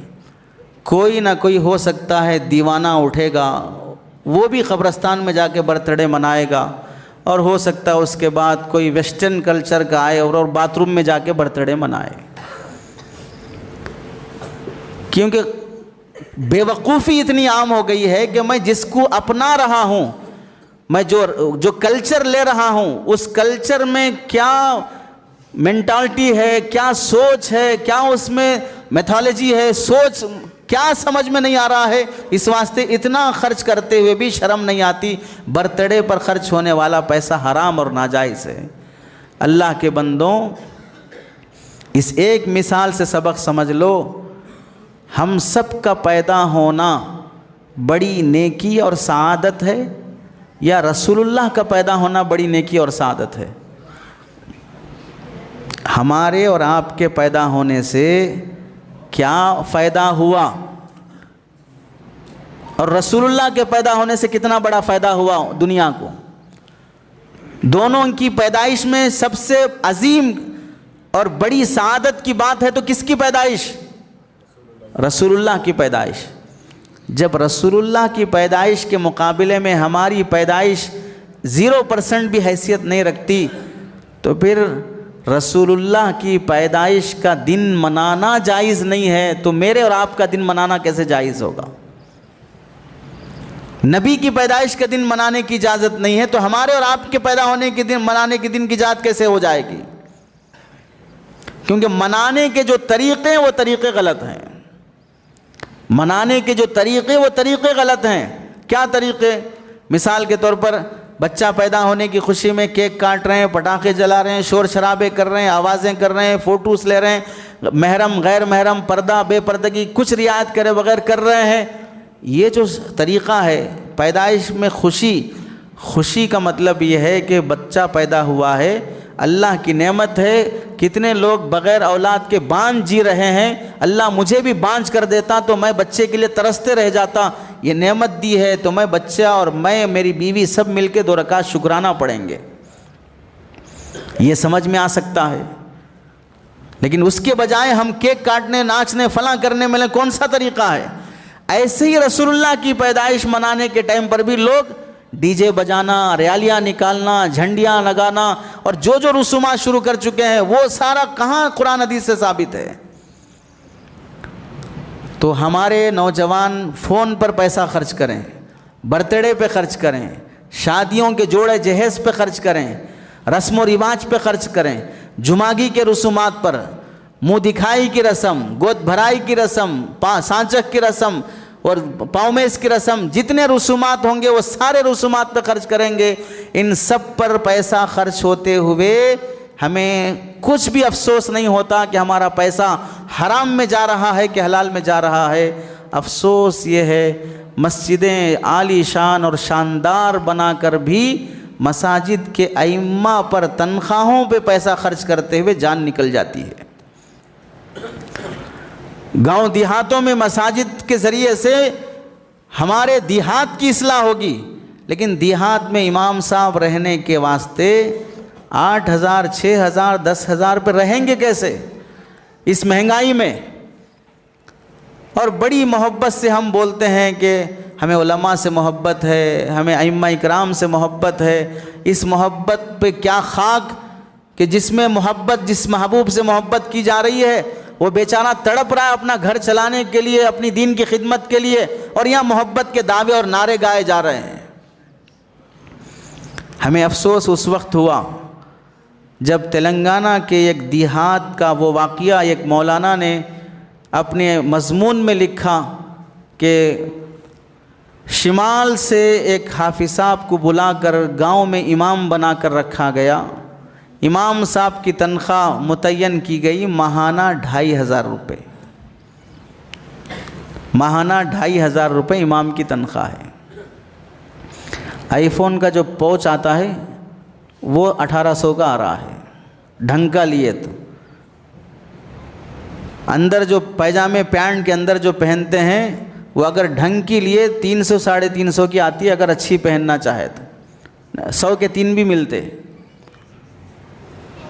اور یہاں امام صاحب کی تنخواہ رکھی جا رہی ہے ماہینے کے 2,500۔ 4 مہینے گزر گئے، امام صاحب کی تنخواہ نہیں دی گئی۔ اسی 2,500 میں امام صاحب کا کھانا بھی اسی میں پکا لے کے کھانا ہے۔ آپ اندازہ کریں کہ کتنا مشکل ہوگا اس امام کے لیے۔ 4 مہینے ہو گئے، گھر کو پیسہ بھیجنا ہے، اپنا گزارا ہے، بیچارہ پریشان حیبت میں ہے، کئی دنوں سے پانی پہ گزارا کر رہا ہے۔ آج کوئی بلائے کھلائے کھا لیا، کل کوئی بلائے کھا لیا۔ آپ کے یہاں تو اچھا نظام ہے پھر بھی کسی درجے میں کہ گھروں سے امام صاحب کے یہاں توشہ آتا ہے، وہ تو اس بندے کے لیے وہ بھی نصیب نہیں۔ اس امام صاحب کو سامنے چرچ میں رہنے والے پادری نے دیکھا، اس کے قریب گیا، اپنا کھانا اسے کھلایا، خیر خیریت پوچھا۔ اس نے اپنا پورا دکھڑا اس پادری کو سنایا، تو پادری اپنے کمرے میں جا کے فوراً لا کے اسے 10,000 روپے ہدیے میں دیا۔ 10,000 روپے اسی لمحے لا کر وہ پادری ہدیے میں دیا۔ پھر دوستی شروع ہو گئی، آہستہ آہستہ وہ پادری اسے ہدیے تحفے دینا شروع کیا۔ مسجد کے امام صاحب 6 سے 8 مہینے کے بعد عیسائی بن گئے۔ اس میں جرم کس کا ہے؟ ظالم اور جلاد کون سی قوم ہے؟ جب ہم مسجدیں بناتے ہیں لیکن چلا نہیں سکتے، مسجدیں بناتے ہیں پبلک کی خدمت اور مسلمان سماج کی اصلاح و تربیت کے لیے، مسجد اور مندر میں بنیادی فرق کیا ہے؟ مندر بنا دینے کے بعد کوئی آؤ کوئی مت آؤ، کوئی صاف کرو کوئی پوچھو کوئی مت پوچھو، کوئی فرق نہیں پڑے گا۔ اس واسطے کہ مندر میں ان کا جو دھیان اور گیان یہ ہے کہ وہاں پر خدا خود رہتا ہے اور وہ مورتی کی شکل میں موجود ہے۔ ہمارا عقیدہ یہ نہیں کہ یہاں خدا خود رہتے ہیں، ہمیں یہاں 5 وقت عبادت کے لیے آنا ہوگا، جماعت سے نماز ہوگی، امام ہوگا، اس کی اقتداء میں پڑھنا ہوگا، جمعہ اس کی اقتداء میں کی جائے گی۔ تو مسجد بننے کے بعد آباد رکھنا ہماری ذمہ داری ہوتی ہے۔ جب وہ آباد رکھنے کی طاقت نہیں ہے تو گاؤں گاؤں میں دیہات دیہات میں مسجد بنا دی جاتی ہے، اور امام کو مینٹیننس صحیح طریقے سے نہیں دیا جاتا تو سماج کی اصلاح جیسی ہونی ویسے نہیں ہو پاتی۔ اسے ایک موٹی مثال سے آپ سمجھیں، نبی کریم صلی اللہ علیہ وسلم کے صحابہ میں سب سے اونچے درجے کے صحابی کون ہیں؟ حضرت ابو بکر صدیق رضی اللہ تعالیٰ عنہ۔ آپ کی خصوصیات میں، خوبیوں میں کیا کیا چیزیں ہیں؟ آپ کی خوبیوں میں یہ ہے کہ صدیق اکبر رضی اللہ تعالیٰ عنہ کے پاس جو کچھ بھی تھا وہ سب رسول اللہ پہ خرچ کر دیے۔ ہجرت کا موقع آیا، پیسے ہونا ہے، پورے گھر کے پیسے لے کے نکل گئے۔ ہجرت کا موقع ہے، سواری ہونا ہے، 2 سواریاں پہلے سے تیار رکھے۔ فلاں غزوہ تبوک کا موقع ہے، پورا گھر صاف کر کے لا کے حوالے کر دیے۔ تو صدیق اکبر کو جو مقام ملا ہے وہ رسول اللہ پہ خرچ کرنے میں اس کا ایک صفت یا خوبی وہ بھی داخل ہے۔ اب آپ سمجھیں، اللہ کے نبی علیہ السلام نے علماء کے بارے میں کیا فرمایا کہ علماء انبیاء کے وارث ہیں۔ نبی کے زمانے میں نبی پر خرچ کرنا سب سے بڑی عبادت ہے۔ نبی کے زمانے میں نبی پر خرچ کرنا سب سے بڑی عبادت ہے۔ نبی کے بعد نبی کے وارثوں پہ خرچ کرنا اس کے بعد سب سے بڑی عبادت ہے، کیونکہ ان کے ذریعے سے دین کی حفاظت ہوتی ہے، شریعت کی حفاظت ہوتی ہے۔ تو ہمیں ہمارے مساجد کی تنخواہوں کا معیار بڑھانا چاہیے۔ افسوس، ابھی کل جمعرات کا دن ایک امام صاحب سے ملاقات ہوئی، کہنے لگے 1 سال سے وہ اوقاف کے بھی ائمہ اکرام کو کچھ پیسے آتے، غالباً 9,000 الگ الگ جگہ 5,000 اپنے اپنے حساب سے آتے ہیں، تو 1 سال 2 سال سے نہیں آئے تھے، تو لوگوں نے مطالبہ کر کے حکومت سے کہ بھئی جو پیسے دے رہے ہیں وہ دے دیے جائیں، تو 1,20,000 ایک ساتھ پورے 2 سال کے پیسے آ گئے۔ کہاں آئے؟ مسجد کی کمیٹی کے اکاؤنٹ میں آئے۔ تو مسجد کی کمیٹی اتنی شریف اور نیک ہے، وہ سمجھے بھئی یہ نیکی کا کام ہے، صرف امام صاحب ثواب کما لیے تو کیسا، آدھا امام صاحب ثواب کما لیں، آدھا ہم کما لیں گے، یہ سوچ کر 60,000 خود رکھ لیے، 60,000 امام صاحب آپ کو دیتے بولے۔ یہ بولے، پھر اس کے بعد جب دینے کا ٹائم آیا تو پھر 45,000 روپے دے رہے ہیں، 15,000 پھر رکھ لیے۔ افسوس ہوتا ہے تمہارے پیسے نہیں ہیں، وہ آئے ہی ہیں امام صاحب کے نام پہ، مؤذن صاحب کے نام پہ، تم کو اس میں سے 1 پیسہ حلال کا نہیں ہے، پھر رکھنے کا کیا مطلب، کیا جائز ہوگا؟ اور وہ 5,000 سے کون سا وہ امام بیچارہ کروڑ پتی بن جائے گا، لکھ پتی بن جائے گا؟ ارے بھکاری داماد کو لاکھوں روپے جہیز میں دیتے ہوئے کبھی افسوس نہیں ہوتا، امام صاحب کو 10-12,000 روپے دیتے ہوئے کیا ضرورت ہے امام صاحب کو 2,000-3,000 پیسہ اگر بڑھا دیا جائے؟ بزرگوں، بڑا ظلم ہے اپنے ائمہ پر۔ آپ دیکھو ایک ویڈیو چل رہا ہے، کوئی امام صاحب وہ استرکاری کا کام کر رہے ہیں اور ویڈیو بنا رہے ہیں کہ دیکھو میں مسجد کا امام تھا، لوگ نہیں پوچھ رہے ہیں، تنخواہ برابر نہیں دے رہے ہیں، کیا میں ان کا محتاج بن کے رہوں، اس واسطے چھوڑ کے میں استرکاری کا کام کر رہا ہوں۔ اتنی محنت سے قرآن سینے میں اسی واسطے بسائے تھے، مستری بننے کے واسطے، اینٹیں اٹھانے کے واسطے، ریتی بالو اٹھانے کے واسطے بنائے تھے حافظ قرآن، عالم دین، جن کے سینوں میں قرآن ہے، جن کے سینوں میں حدیث ہے، ان کا مقام اس قدر بلند ہے کہ امت کی بیٹیاں، اللہ کے بندوں، ہماری اولاد جو گمراہ ہو رہی ہے، ہماری بیٹیاں جو بے حیا ہو رہی ہیں، ہمارے نوجوان جو نشے اور شراب کے عادی ہو رہے ہیں، زنا کے عادی ہو رہے ہیں، ان سب کی ہدایت اور تربیت کے لیے بولنا، رونا، دعائیں کرنا، یہ سب یہ ائمہ اکرام کرتے ہیں کہ ہماری قوم سدھر جائے، ہمارے نوجوان سدھر جائیں۔ اور جب مصیبت سر سے اوپر ہو جاتی ہے، ہم میں سے کتنے مالدار وہ نہیں ہیں جن کے بچے کروڑ پتی، لکھ پتی ہیں لیکن بچے نہیں ہیں، وہ جنگل کے اینیمل دکھ رہے ہیں۔ تو پریشان باپ آ کر کیا کرتا ہے، مول صاحب تھوڑا دعا کرو بچے کے واسطے، مول صاحب تھوڑا دعا کرو بچی کے واسطے۔ کیا معلوم ہوا، ہماری نسل کو ہماری دولت سدھار نہیں سکی جتنا ان کی دعائیں سدھارنے کی ہمیں امید ہے۔ ہماری نسل کو ہماری دولت نہیں سدھار سکی بلکہ اور بگڑ گئے۔ اب امیدیں لے کے آتے ہیں کہ دعا کرو تھوڑا بچہ سدھر جائے۔ جن کی دعاؤں پر اتنا یقین ہے ان کی آہوں کا کیوں ڈر نہیں ہے کہ ہمارے ظلم کی وجہ سے جب یہ آہ اللہ کی بارگاہ میں کریں تو پھر نسل کا عالم کیا ہوگا۔ دعاؤں پر یقین رکھ کے جب ہاتھ پکڑتے ہو تو آہوں کا ڈر کیوں نہیں ہے کہ اللہ کی بارگاہ میں اپنی حق تلفی کا جب شکایت کریں گے تو اس موقع پر نسل کی ہدایت کا ہوگی۔ پھر اس واسطے معاشرے کی اصلاح میں ایک امام کو جو سپورٹ ملنا چاہیے وہ سپورٹ دیا جائے گا تو سماج کی اصلاح ہوگی۔ دوسری ذمہ داری، آپ جو ذمہ دار سیاسی لیڈر ہیں، عہدیدار ہیں، مالدار ہیں، ان لوگوں کی بات چلتی ہے، سماج ان کو لیتا ہے، تو ہمیں اللہ کا شکر ادا کرنا چاہیے کہ اللہ تجھ سے میری کوئی رشتہ داری نہیں ہے، میں تیرا بیٹا نہیں ہوں، بھائی نہیں ہوں، بھانجا بھتیجا سالہ بہن بھی نہیں ہوں، کوئی رشتہ داری نہیں ہے، میں تیرا ادنا سا بندہ ہوں۔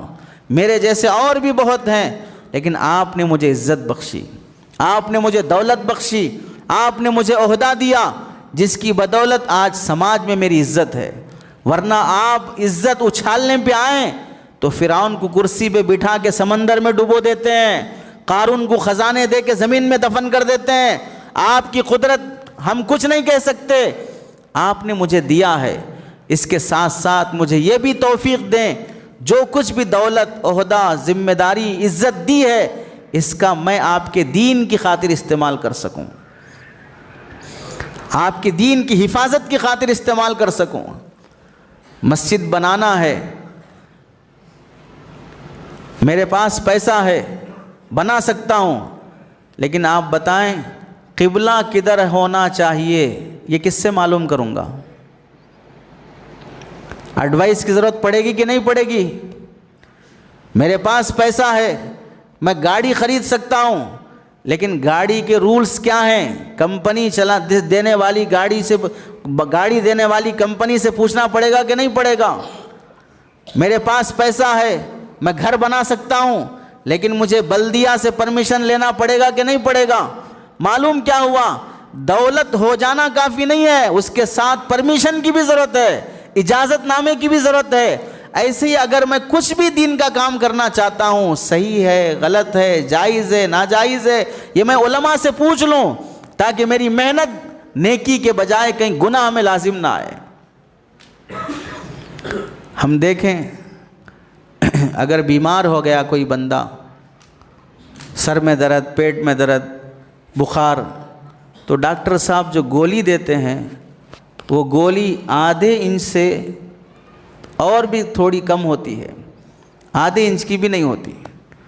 اتنی تھوڑی سی گولی کھانے کے لیے ڈاکٹر صاحب سے پوچھتے ہیں صبح میں کھانا، شام میں کھانا، کھانے سے پہلے کھانا، کھانے کے بعد کھانا، کیوں اتنا ایک ایک چیز پوچھ رہے؟ ڈاکٹر صاحب میں بھول جاتا ہوں، یہ میرا نواسا ہے ساتھ میں، اس کو بولو یاد رکھتا، یہ میرا پوتا ہے ساتھ میں، اس کو بولو یاد رکھتا۔ بھول گیا تو لکھ لیتا، گولی پر ہی ڈاکٹر صاحب لکھ کے دے دیتے، پین سے نہیں، اسکیچ پین سے لکھ کے دیتے تھوڑا بڑا دکھے۔ وجہ کیا ہے؟ غلط گولی حلق سے نیچے اتر گئی، جان جانے کا ڈر ہے، انفیکشن ریاکشن کا ڈر ہے، اس واسطے پوچھ کے حلق سے نیچے اتار رہا ہے۔ تو ہم بولتے ہیں اللہ کے بندے کتنا بھی احتیاط کر لو، جب جان جانا ہے گولی حلق میں اٹکے گی اور ویسے ہی چلا جائے گا، گولی سے پہلے ہی چلا جائے گا۔ پھر بھی جان کا احتیاط ہے تو پوچھ لو، منع نہیں ہے، ڈاکٹر صاحب جیسا بولے ویسے ہی کھاؤ۔ لیکن جان کی قدر پیدا ہوئی تو ڈاکٹر سے ایک آدھے انچ کی گولی بھی پوچھ کے حلق کے نیچے اتار رہا ہے۔ ایمان کی قدر کیوں نہیں پیدا ہوئی کہ میں حلال حرام عالم صاحب سے پوچھ کے اتاروں؟ کھانے کے بعد گولی کھاتا نا، گولی پوچھ لیا وہ کھانا حلال کا حرام کا یہ نہیں پوچھ لے سکتے؟ روٹی کھانے کے بعد گولی کھاتے ہو، گولی پوچھ لیے، لیکن روٹی حلال کی ہے کہ حرام کی یہ نہیں پوچھ سکتے۔ تو اللہ کے بندوں، گولی غلط اتر گئی، جان جائے گی، جہنم میں نہیں جائیں گے، لیکن لقمہ حرام کا اتر گیا تو پھر جہنم میں گئے بغیر جنت میں نہیں جائیں گے۔ اس لیے علماء کی رہبری ہمیں اس لیے ضرورت پڑتی ہے کہ علماء سیاست نہیں چاہتے ہیں، عہدے نہیں چاہتے ہیں۔ ہم اس قابل بھی نہیں ہیں کہ عہدوں پہ آئیں، سیاست میں آئیں، عہدے، سیاست آپ کو ہی سلامت، لیکن جو دین کے کاموں کی توفیق آپ کو مل رہی ہے اس میں کم از کم اتنا کرتے چلیں کہ ہم رہبری علماء سے لے لیں، ان سے پوچھ لیں کہ جائز ہے کہ ناجائز ہے، حلال ہے کہ حرام ہے، طریقہ کیا ہونا چاہیے، تاکہ اس محنت سے مجھے اللہ ثواب دے، یہ عہدے سے اللہ تعالیٰ مجھے آخرت دے دے۔ اور ذمہ داری میں سے ایک آخری جو ذمہ داری ماں باپ کی ہوتی ہے معاشرے کی اصلاح میں، پردہ نشین خواتین، ہر زمانے میں نوجوان نسل اور لڑکوں کی تربیت میں ماؤں کے کردار کا بڑا دخل رہا ہے۔ جہاں ماؤں نے پردہ اختیار کیا، اولاد کے اندر حیا آئی۔ اگر آج بھی ماں باپ یہ چاہتے ہیں کہ ہماری بچیاں غیروں کے ساتھ نہ جائیں، ہماری بیٹیاں بد زبان بن کر شوہروں سے جھگڑا نہ کریں، ہمارے نوجوان لڑکے کسی لڑکی کی چھیڑ چھاڑ کر کے جھگڑے اور ذلت کے حالات ہمارے گھر تک نہ لائیں، ہماری بیٹیاں شادی کے بعد کسی کے یہاں بہو بن کے جائیں تو خلا طلاق کی نوبت نہ آئے، ہماری بیٹیاں جب ماں بنیں تو وہ ایک بہترین کردار والی ماں بنے، دامن داغدار نہ ہو، اس کے کردار پر کوئی انگلی اور کوئی داغ تو کوئی دھبا نہ لگے۔ ہم چاہتے ہیں تو ماؤں کی ذمہ داری ہے کہ پہلے خود حیا اور پردہ اختیار کرو۔ اور آپ جو نوجوان بیٹھے ہیں، لڑکے ہوں یا لڑکیاں ہوں، ایک بات دل کی تختی پر لکھ لو، پوری دنیا کے علماء کا یہ مشاہدہ ہے، انالیسس ہے، جو کچھ بھی انہوں نے تجزیہ کیا کہ لو میرج کبھی سکسیس نہیں ہوتی، لو میرج کبھی سکسیس نہیں ہوتی۔ ارینج میرج ماں باپ کی سن کے کرنا، بڑوں کی سن کے چلنا، پالنے والے ماں باپ جنم دے کر تربیت کر کے بیٹی کی ایک ایک چیز، بیٹے کی ایک ایک چیز، اسکول کون سی ہونا، بس کون سی ہونا، آٹو کون سا ہونا، ٹیچر کون سا ہونا، کپڑے کون سے ہونا، جوتے چپل کیسے ہونا، بچی کے لیے کون سا اچھا ہے کون سا خراب ہے، کھانا کون سا ہے، اتنا خیال کرنے والے ماں باپ کیا یہ نہیں سوچیں گے کہ شوہر کیسا ہونا؟ ماں باپ کے سوچنے سے پہلے خود لڑکیاں سوچ لینا کہ کسی بھی ایرے غیرے سے محبت کے جال میں پھنس جانا، حتیٰ کہ مسلمان چھوڑ کر غیر مسلموں کے ساتھ عشق کر لینا، غیر مسلموں کے ساتھ تعلقات رکھ لینا، کیا گزرتا ہوگا ان ماں باپ پر جن کے بچیوں کے بارے میں پتہ چلا کہ فلاں کی لڑکی غیر سے محبت کر رہی ہے۔ کتنی عزت اور شرم، وہ باپ سماج میں منہ اٹھانے کے قابل نہیں رہے گا، اس کا بھائی سماج میں چہرہ دکھانے کے قابل نہیں رہے گا، کیوں؟ فلاں کی لڑکی، فلاں کی بہن فلاں غیر کے ساتھ چلی گئی۔ حیا اور پردہ یہ سب سے بڑا زیور ہے عورتوں کا۔ جان چلی جانا آسان ہے عزت چلی جانے کے مقابلے میں، اسی واسطے من قتل دون عرضہ فہو شہید، آپ علیہ السلام نے فرمایا اپنی عزت بچاتے بچاتے مر جاؤ، اللہ تمہیں شہادت کا ثواب دے گا، لیکن عزت کا سودا نہ کرو۔ کتنی ترغیب دی گئی عزت کی، مقاصد شریعت میں شمار کیا گیا، جان، ایمان، عزت، مال، یہ سب چیزیں شریعت کے مقاصد میں سے ہیں کہ ان کو بچانا چاہیے۔ شراب حرام ہے کیونکہ عقل بچانا شریعت کے مقاصد میں سے ہے، عقل ختم ہو جائے گی شراب پینے سے، اس حرام کر دی گئی شراب، نشے کی چیزیں حرام کر دی گئی کیونکہ مقاصد شریعت میں مخل بنتی ہیں۔ وہ عزت ہماری بیٹیوں کی، بے پردہ ہو جانا۔ آپ علیہ السلام کے پاس کسی خاتون نے پوچھا کہ پردہ کرنے کی جو بات ہے وہ عام مردوں سے ہے، دیور ہے، جیٹھ ہے، جو گھر میں رہتے ہیں، آتے جاتے رہتے ہیں، جوائنٹ فیملی ہے، ان سے بھی پردہ کرنا رہتا ہے۔ تو آپ علیہ السلام نے فرمایا الحم و الموت، دیور اور جیٹھ تو موت کی طرح ہے۔ کیا مطلب؟ انسان موت سے جیسے ڈرتا بچتا ہے، دیور اور جیٹھ سے بھی ویسے دور رہنے کی کوشش کرو، یہ بھی تمہارے لیے پردے کے احکام میں داخل ہے۔ خیریت پوچھنے، بات کرنے، خدمت کرنے کی اجازت ہے، لیکن پردے کے ساتھ، بے تکلف ہو جانا، بے پردہ ہو جانا، ہنسی مذاق ہو جانا، جس کی وجہ سے بعض گھرانوں میں خاندان ٹوٹ رہے ہیں، بھاوج کی عزت پہ ہاتھ پڑ رہا ہے، دیور بھاوج پر بری نگاہ سے دیکھ رہا ہے، کہیں خسر اپنی بہو پر غلط نگاہ ڈال رہا ہے، شرعی پردے نہ ہونے کی وجہ سے۔ علماء نے کیا لکھا؟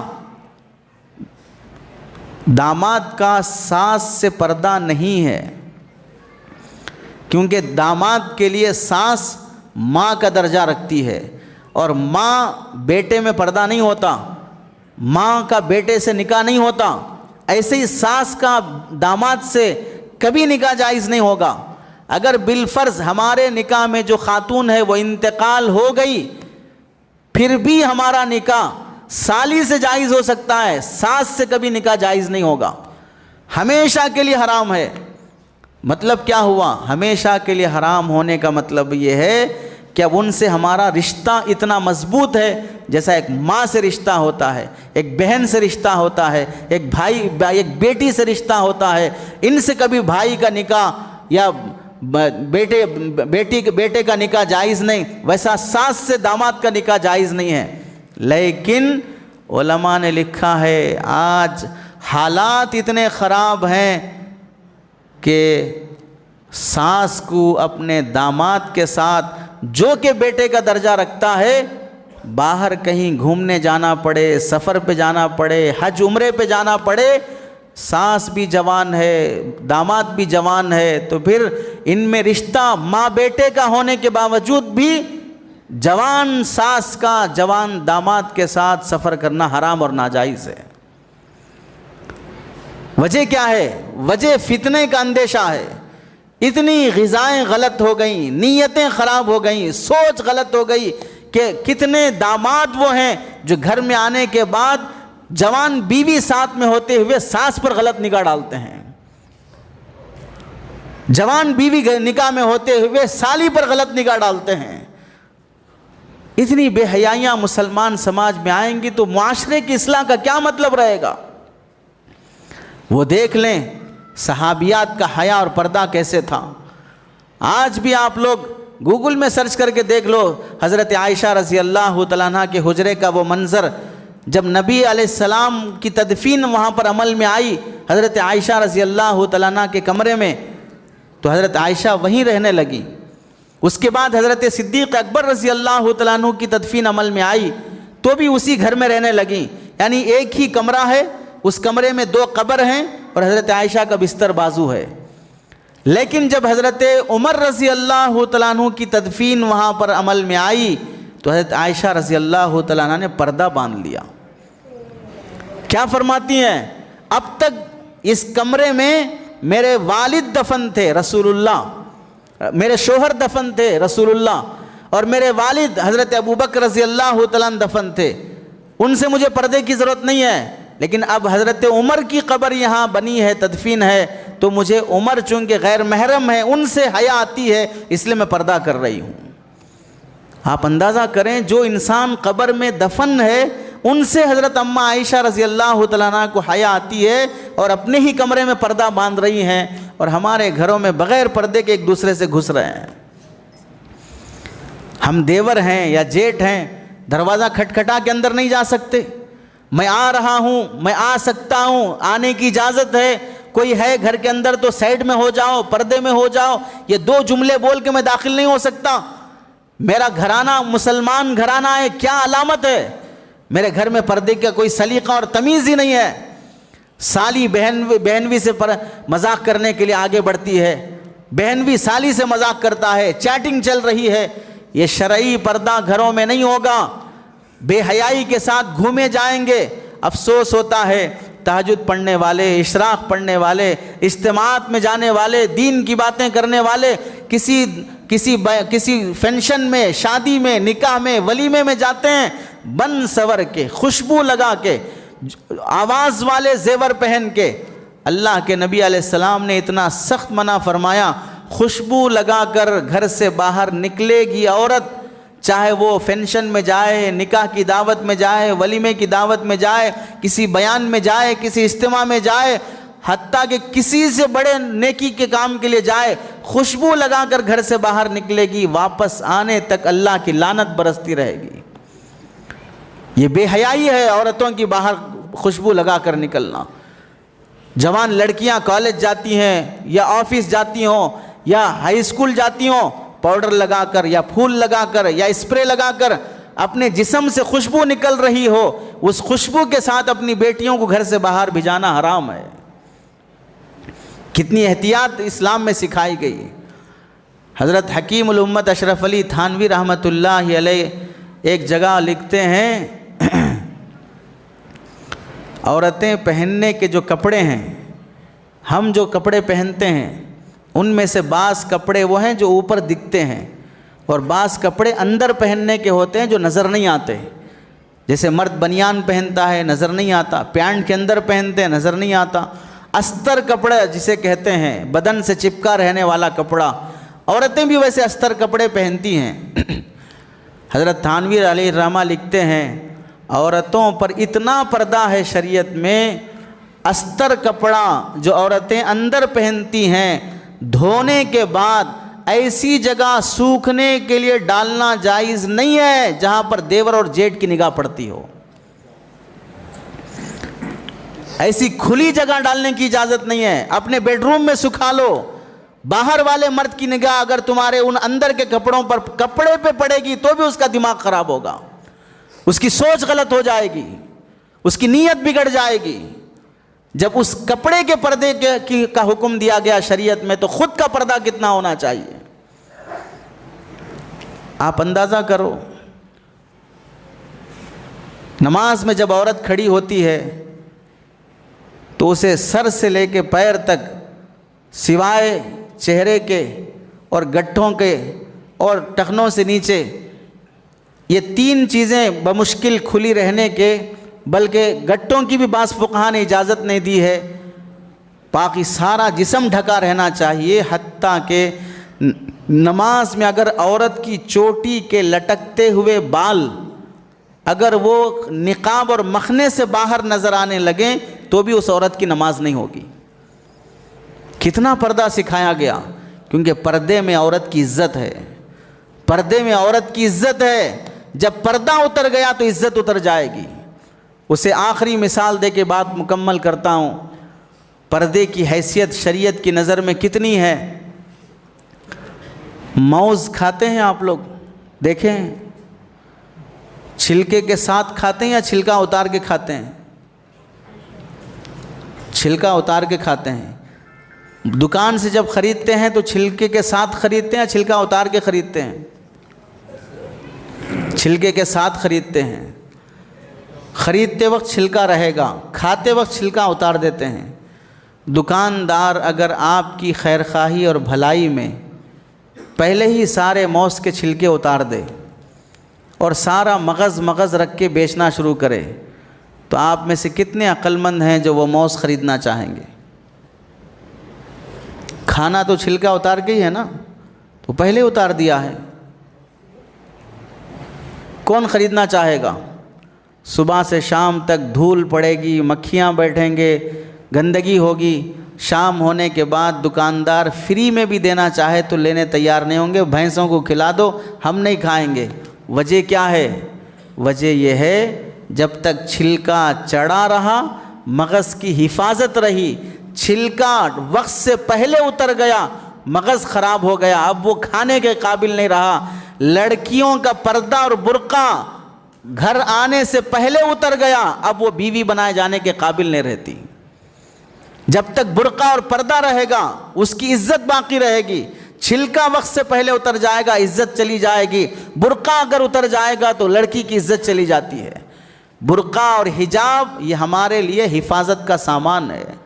جن لڑکیوں کے برقع اور حجاب نہیں ہوتا، آنے جانے والے شرابی کیا، جوان کیا، مسلمان کیا، کافر کیا، بوڑھا کیا، ارے 50-60 سال کے بندے بھی بخشتے نہیں ہیں اگر خوبصورت لڑکی سامنے سے گزرے گی۔